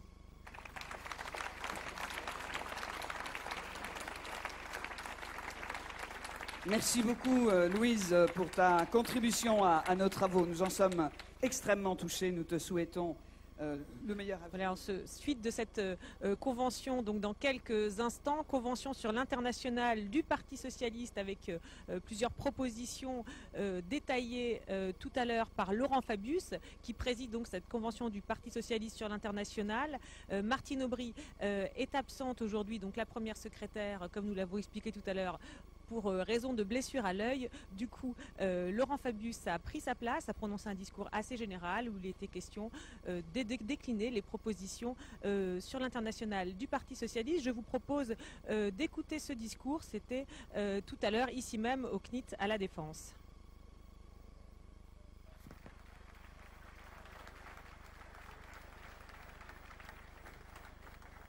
Chers amis, chers camarades, le temps n'est plus, à supposer qu'il ait jamais existé, où on pouvait séparer la politique intérieure et la politique extérieure. Désormais, absolument tout est lié. Et sur les grands sujets, qu'il s'agisse de l'économie, de la technologie, de l'environnement, de la sécurité, de la santé, on ne peut pas dissocier une approche nationale et une approche internationale. C'est pourquoi il était si important que le Parti socialiste décide de cette convention internationale sur les questions de politique étrangère et de défense. Et c'est pourquoi je veux remercier toutes celles et tous ceux qui ont rendu possible cette convention. D'abord, bien sûr, les militants. On a donné les chiffres tout à l'heure, ils sont impressionnants. Quel est le parti politique en France qui pourrait, sur ces sujets, intéresser et faire participer au vote 60 000 militants et obtenir près de 90% des suffrages? Je veux remercier les délégués ici présents, remercier très chaleureusement Jean-Christophe, qui a été mon complice dans cette affaire, remercier beaucoup nos autres étrangers qui sont là et qui, nous l'avons voulu ainsi, représentent la diversité des continents, nos amis indiens, qu'à mon tour je veux saluer en demandant de transmettre notre amical hommage à Sonia Gandhi. Merci à vous. Notre amie Louise Baudouin, qui est la secrétaire internationale du Parti québécois. Je ne sais pas si elle peut représenter toute l'Amérique à elle toute seule, mais enfin, on est très heureux de l'avoir avec nous. Cet après-midi s'exprimera le président du Parti socialiste sénégalais et puis, bien sûr, remercier Poul parce que, comme il a été dit, c'est notre chef à tous. Et ça fait du bien d'entendre l'examinateur Poul noter la copie que nous avons élaborée ensemble. Excellent. Et ça fait surtout du bien d'entendre un homme passionné qui conduit le Parti socialiste européen et qui montre que c'est la même chose de dire qu'on est socialiste, qu'on est européen et qu'on est de gauche. Et puis, bien évidemment, je veux faire en votre nom un signe très très amical à notre amie Martine. Tu as donné d'ailleurs un excellent slogan, Poul. Je l'ai noté, je l'ai dit à Marie-Lise. Martine, elle fait la différence. Il faudra se rappeler ça. Mais aujourd'hui, la différence, c'est qu'elle ne peut pas être avec nous, puisque dans les conditions que l'on sait, elle a une atteinte à la cornée. Eh bien, nos pensées amicales, nos souhaits de rétablissement complet, rapide, vont vers elle. Et je veux la remercier en particulier d'avoir eu l'étrange idée de me confier la présidence de cette convention. Et ce fut un honneur. Et je crois aujourd'hui que grâce à nous tous, c'est un succès. Merci Martine. Chers amis, dans la longue liste des thèmes qui ont été abordés ce matin ou qui vont être abordés cet après-midi, je voudrais en choisir 4 ou 5. Mais auparavant, je voudrais revenir d'un mot sur les raisons de cette convention internationale. J'ai dit que la première raison, évidente, c'était que désormais, on ne pouvait plus séparer le national et l'international et que pour nous qui aspirons d'ici peu de temps aux responsabilités du pouvoir, c'était une évidence de mettre au point, d'ajuster nos positions. D'autant que, en consultant à la fois les experts et les bibliothèques, nous avons constaté, Jean-Christophe et moi, que ça fait assez longtemps que nous n'avons pas eu de prise de position globale et officielle à la fois sur les questions internationales et sur les questions de défense. Et depuis le temps où ces positions ont été prises, beaucoup de changements sont intervenus. Nous avons écouté tout à l'heure, dans cette intéressante table ronde, le résumé de ces changements. Et quelques dates suffisent à rappeler. Il y a 20 ans, à peu près, jour pour jour, c'était l'unification allemande. Il y a 10 ans, à quelques semaines près, c'était le 11 septembre.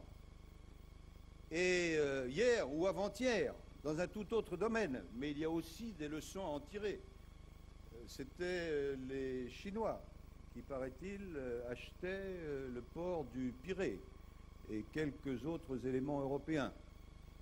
Et hier même, c'était le comité Nobel qui attribuait le prix Nobel à un dissident chinois emprisonné. Je veux simplement dire que pour nous, compte tenu de nos convictions, toute puissance, qu'elle soit petite ou grande, partout à travers la planète, doit respecter les droits de la personne humaine.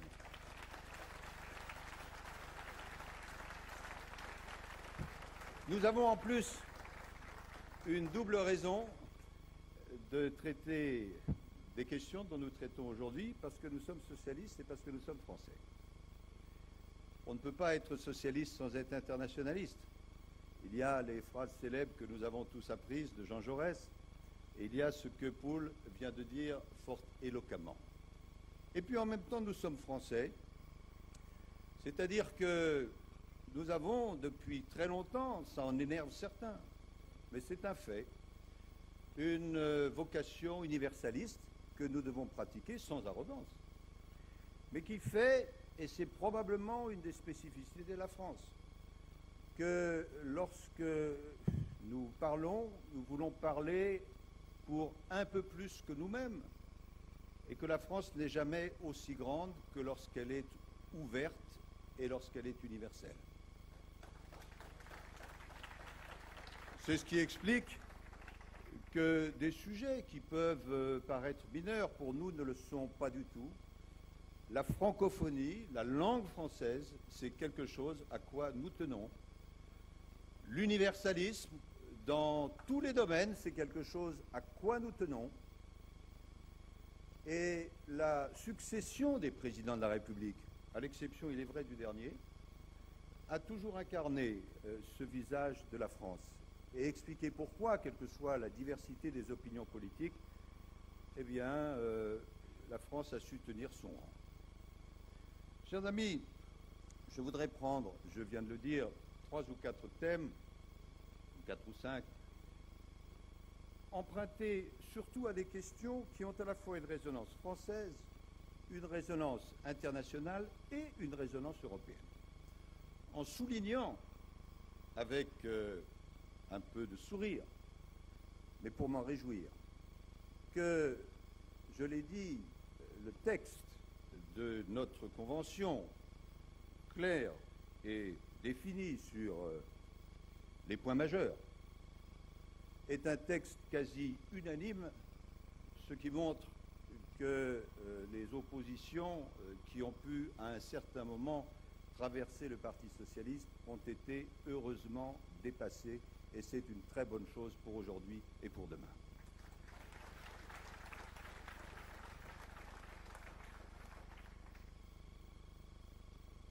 « 2012, c'est dans peu de temps. La nouvelle présidence de la République et le nouveau gouvernement qui arriveront aux responsabilités en mai 2012 trouveront devant eux un agenda européen à la fois très fourni et préétabli. En juin 2012, nous aurons à discuter et à trancher le budget, qui ira de 2014 à 2020. Tirant les leçons de l'expérience, nous savons que ce choix sera un choix économique tout à fait majeur. Mais ce sera d'abord un choix politique. Et il doit être clair dès maintenant que même si ce ne sont pas des socialistes qui, en France, auront à discuter des préliminaires de ce budget, ceux qui seront aux responsabilités en juin 2012 n'accepteront pas la politique du fait accompli. Cela signifie que l'Europe que nous essaierons de faire partager à travers ce budget, et que Poul a fort bien résumé, ce sera une Europe qui ressemblera le plus possible, nous ne sommes pas tout seuls, à une Europe soutenant l'emploi, à une Europe plus sociale, à une Europe plus environnementale, à une Europe qui se dote des politiques ambitieuses qui sont nécessaires et des moyens de ces politiques. C'est la seule façon de dépasser ce que j'appellerais volontiers le paradoxe européen. Pour toutes les raisons qu'on a dites ce matin, l'Europe, le continent européen, la construction européenne est de plus en plus nécessaire. Et malheureusement, lorsqu'on voit aujourd'hui son fonctionnement, il y a lieu, sur plusieurs points, pour les raisons qui ont été dites, d'être déçu. Il nous faudra donc, à travers cette discussion et ce choix budgétaire, faire en sorte que pour toute la décennie, jusqu'en 2020, ce soit autant que possible cette Europe-là qui prévale. Mais on ne s'arrêtera pas là. Quand je dis politique publique ambitieuse, notre texte insiste, à juste raison, sur un certain nombre de propositions concrètes. Tout à l'heure, un journaliste m'interrogeait, comme il va le faire pour plusieurs d'entre nous, quelles sont vos propositions? Et je lui disais la liste impressionnante de ces propositions. En matière européenne, il y en a plusieurs, mais l'une de celles sur lesquelles, je le crois, dans les travaux préparatoires, nous avons le plus insisté, c'est la proposition qui doit concerner le domaine de l'énergie. Parce que, lorsqu'on y réfléchit, c'est largement autour de cette question que des notions aussi importantes que l'indépendance, la sécurité, le niveau de vie et d'autres éléments encore, commencer par la préservation de l'environnement, vont être déterminés. C'est pourquoi je me permets d'insister à cette tribune sur l'importance qui s'attache à notre proposition d'une communauté européenne de l'énergie et des technologies vertes qui doit avoir sa traduction concrète, que l'Europe prenne position sur des infrastructures transnationales, que l'Europe aide au financement de ce qui est nécessaire pour développer l'énergie, que l'Europe ait une politique d'approvisionnement commun, que l'Europe ait une politique commune vis-à-vis de la pauvreté énergétique. On attend cela de nous. Nous avons commencé par la France, mais c'est vrai aussi en Allemagne, c'est vrai en Italie, des entreprises extrêmement puissantes. Il faudra d'une façon ou d'une autre que ces entreprises travaillent ensemble. Alors comment se fera cette communauté européenne de l'énergie? Est-ce que ce sera tous les pays d'Europe dans un premier temps? Est-ce que ce sera seulement certains d'entre eux à travers les coopérations renforcées? C'est ouvert. Mais au fond, de la même façon que les pères fondateurs de l'Europe, il y a de cela longtemps, avaient créé l'ACK et Euratom, il faut que cette génération de socialistes, qui, nous l'espérons, va venir au pouvoir, soit en situation de créer une communauté européenne de l'énergie et des technologies vertes, car ce sera nécessaire à beaucoup d'égards, et en particulier pour relancer la croissance dont Poul nous a parlé il y a un instant.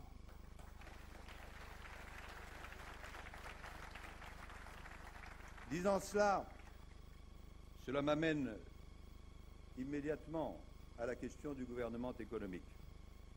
J'emploie ce mot qui, je sais, peut choquer, mais parce que, ayant regardé attentivement la sémantique, quelle est la différence entre gouvernement et gouvernance, sinon que gouvernance est un gouvernement qui échoue?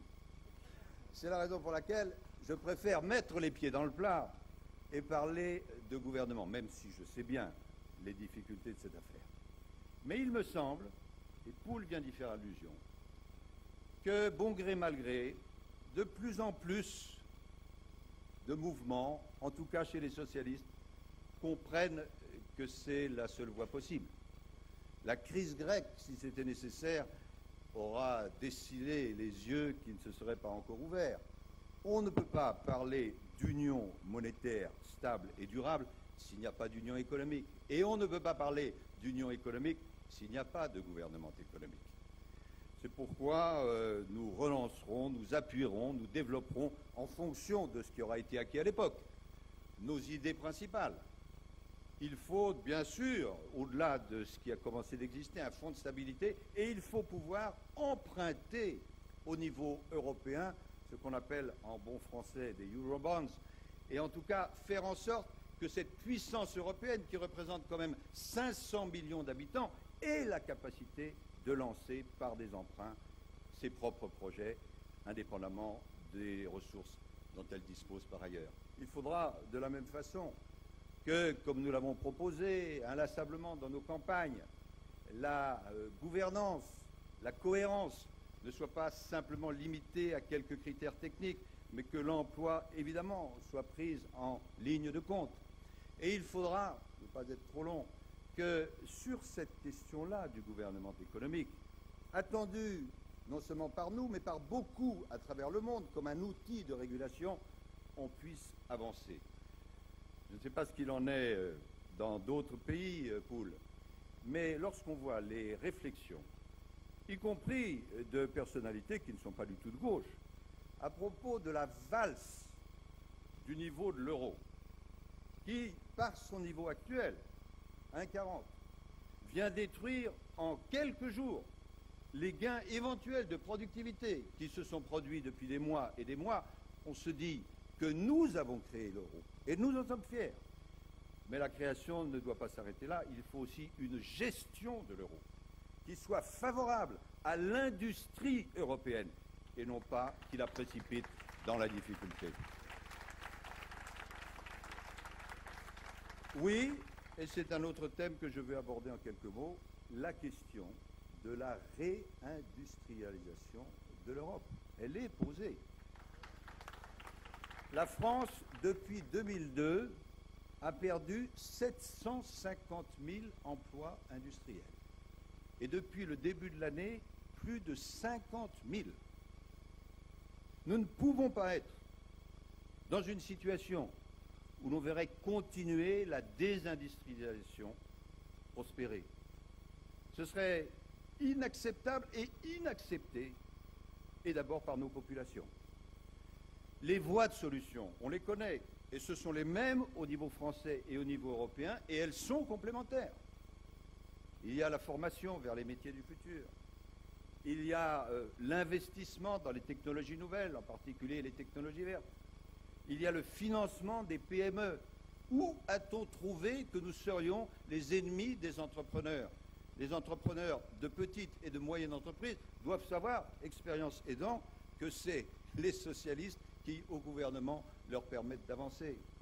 Il faut donc que nous soyons capables, en matière d'innovation, de formation, de financement, et en allant un peu au-delà de cette logique de la concurrence qui a pris le dessus en Europe et qui interdit des regroupements européens alors qu'elle rend possible que telle entreprise étrangère vienne faire son marché sur le sol européen.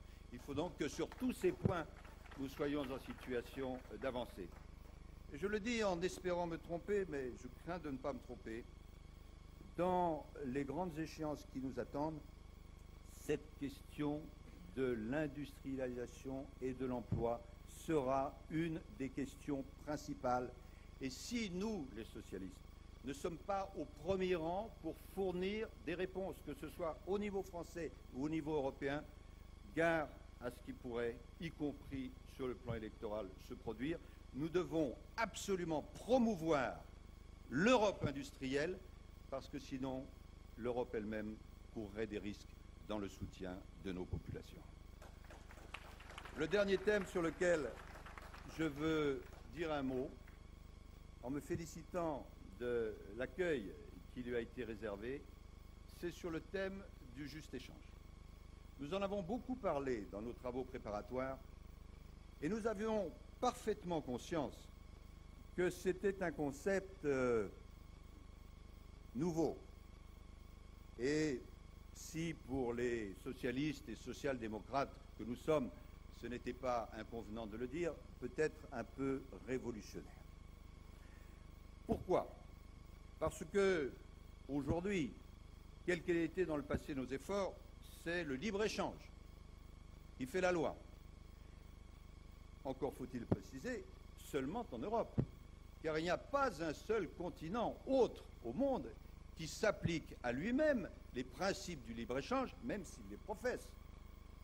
Regardez ce qui se fait en ce moment aux États-Unis d'Amérique. Regardez ce qui se fait en Chine, regardez ce qui se fait dans d'autres nations et dans d'autres continents. Mais à l'opposé, ce que l'on veut parfois caricaturer et qui n'est pas notre position, une espèce de protectionnisme autarcique, a bien montré à travers l'histoire que ce n'était pas la voie à suivre.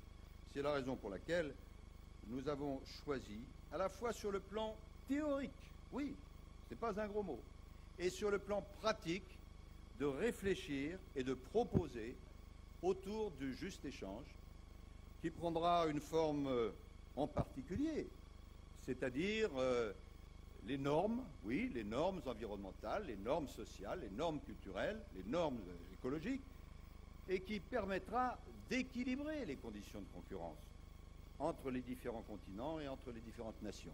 Et comme bien sûr, dans ce domaine, il ne suffit pas de brandir, mais qu'il faut aussi pouvoir appliquer, nous avons été jusqu'à réfléchir à ces écluses tarifaires. Peut-être le mot n'est pas le plus agréable ou le plus adapté, dans ce cas-là, on en trouvera un autre, qui sont à la fois provisoires, qui sont destinés à aider les pays en développement, et dont la contribution climat-énergie au niveau européen est un exemple, mais qui sont capables de rendre applicable cette doctrine, si je puis dire, du juste échange. Nous savons que ce sera très compliqué, parce que le poids idéologique du libre-échange est extrêmement fort. Mais nous voulons avancer peu à peu. Et après tout, je me rappelle, il y a de cela quelques années, lorsque la taxe sur les transactions financières était évoquée, y compris dans nos cercles, à quel point elle soulevait de difficultés. Elle n'est pas encore en application, mais le chemin parcouru a été énorme. Eh bien, il faudrait, si possible un peu plus vite, que le chemin du juste échange soit le même. Et je pense que si les Français font confiance à nos équipes, il faudra, dès la fin 2012, dès le début 2013, organiser une sorte de conférence de juste échange avec les partis les plus ouverts, les gouvernements les plus ouverts, les organisations non gouvernementales, précédées par le travail qui va être fait au sein du Parti socialiste européen pour accréditer cette idée qui est une des plus fortes. Nous ne pouvons pas avoir un monde déséquilibré. Il faut que les pays en développement puissent assurer leur développement, mais ce développement ne peut pas être fait au détriment des pays industrialisés. Le juste échange, c'est une façon de dire tout simplement cela. Chers amis, oui, il y a beaucoup de propositions. Et oui, il y a des différences singulières et même fortes avec l'approche de M. Sarkozy. J'ai cru lire quelque part qu'un commentateur de l'UMP, prenant connaissance de notre texte, disait « ce sont des banalités ». Dans leur bouche, c'est un compliment. Mais s'il a lu attentivement les banalités que nous disons sur les différences critiques avec M. Sarkozy, je pense que celui qui a proféré ces paroles va passer bientôt en commission de discipline. Car enfin, nous disons notre approche. Une politique étrangère et de défense efficace, solidaire, active. Et qu'est-ce que nous trouvons en face? Une politique, comment la qualifier? Je trouve que le mot le plus pertinent sans doute est le mot gesticulatoire. Le radical gesti, renvoyant aux deux outils diplomatiques principaux de M. Sarkozy, en cas de tension internationale, un léger décrochage des épaules et du cou, et en cas d'amélioration du climat international, la pratique répétée de la tape dans le dos.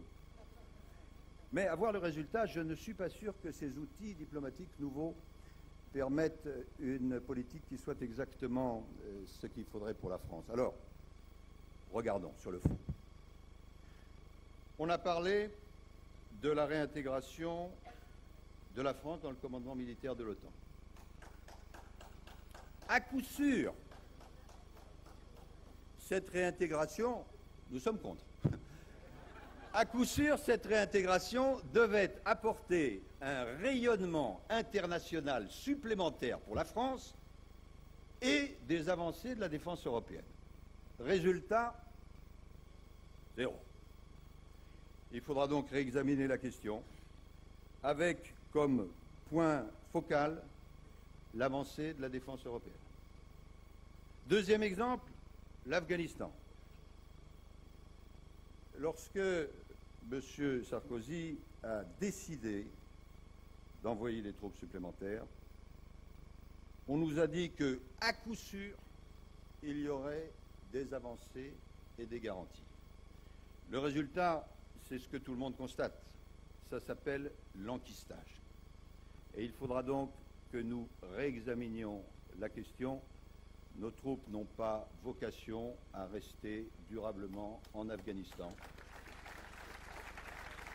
Cela devra être fait de façon concertée, mais chacun, bien sûr, estime en toute responsabilité que le plus tôt sera le mieux.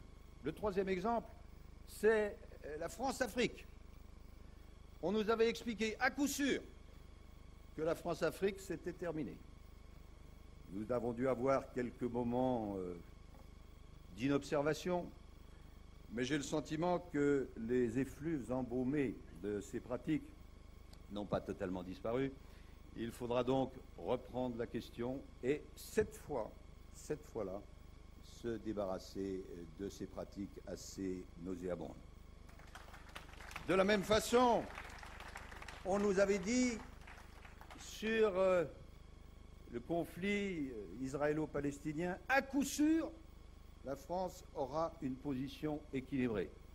Vous avez vu la réalité qui, bien sûr, dans un problème extrêmement délicat, doit nous mener tout de même à considérer qu'il y a une indulgence excessive à l'égard des positions du gouvernement israélien, dont il faut à nouveau dire qu'il devra rapidement faire en sorte de quitter les territoires colonisés. Et je pourrais allonger la liste. Je prendrai un seul dernier exemple, qui est l'exemple du franco-allemand. On nous avait dit, à coup sûr, le franco-allemand progressera. C'est un des échecs les plus durs de la période récente. Pour tous ceux qui suivent ces questions, ils savent que la relation franco-allemande, malheureusement, a reculé. Or, elle est absolument décisive. Elle demandera, de part et d'autre, une avancée de solidarité peut-être de la part de nos amis allemands, une avancée de compétitivité de la part des Français, qui doivent comprendre que les Allemands, ce ne sont pas simplement des Français qui parlent allemand. C'est un petit peu plus compliqué que cela. Mais en tout cas, nous, socialistes, nous mettons au premier rang des exigences pour le futur cette reconstruction, développement du couple franco-allemand, parce que si l'on veut, comme nous tous, faire repartir en avant l'Europe, il faut que ce soit sur cette base. Et la déclaration qu'a signée Martine Aubry avec son homologue allemand Sigmar Gabriel, de ce point de vue, est excellente. Nous voulons aller plus loin. Ce sera à coup sûr un des axes principaux de notre future politique internationale et de défense. Chers amis, le bilan que je fais en creux de la présidence actuelle n'est donc pas très fameux. Le problème, c'est qu'il a été encore aggravé par un certain nombre de prises de position récentes du principal intéressé. Position sans précédent en ce qui concerne un président de la République française, contre les étrangers, contre les Roms et contre plusieurs de nos partenaires européens. Je considère comme vous que ces prises de position sont une faute, parce qu'il n'est jamais bon d'oublier, fût-ce pour des motifs électoralistes, ce qui a fait la force, la grandeur et la position constante d'un pays. Les valeurs de la France, ce n'est pas je ne sais quel bougisme ou je ne sais quel électoralisme, elles s'appellent tout simplement les libertés, la solidarité nationale, internationale, la laïcité. Et de ce point de vue-là, ayant vu un certain nombre d'images, comme vous, à la télévision récemment, je crois qu'il ne faut pas prendre les catholiques français pour des sots. Il y a eu une faute qui a été commise par le président de la République à l'égard des Roms. Cette faute est une faute morale, grave. Et ce n'est pas je ne sais quel signe de croix, même prononcé au Vatican et même télévisé, qui fera à quiconque oublier cette faute-là.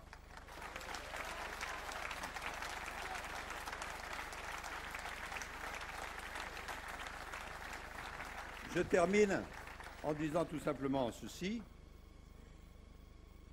Il n'y a pas de grande politique extérieure et de défense s'il n'y a pas pour un pays d'abord la mise en ordre de ses affaires intérieures. Ce sera notre premier défi. Et compte tenu de l'héritage laissé, ce défi-là ne sera pas mince. Mais il n'y a pas, inversement, de politique intérieure, économique, sociale ou autre, qui puisse réussir s'il n'y a pas en même temps une visée internationale précise.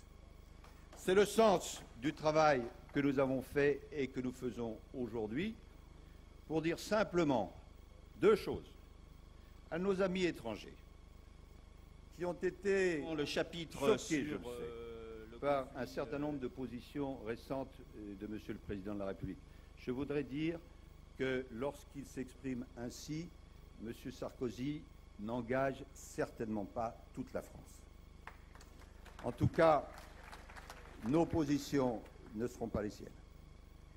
Et la deuxième chose que je veux dire, c'est qu'au vu des travaux de cette journée qui va se poursuivre cet après-midi, eh bien, en matière internationale et de défense, nous sommes ouverts, nous sommes déterminés, nous sommes crédibles et nous sommes prêts. Merci.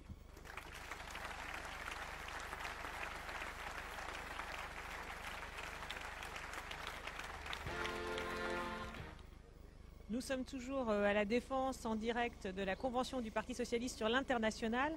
On vient d'entendre le discours de Laurent Fabius, donc président de cette convention prononcé tout à l'heure.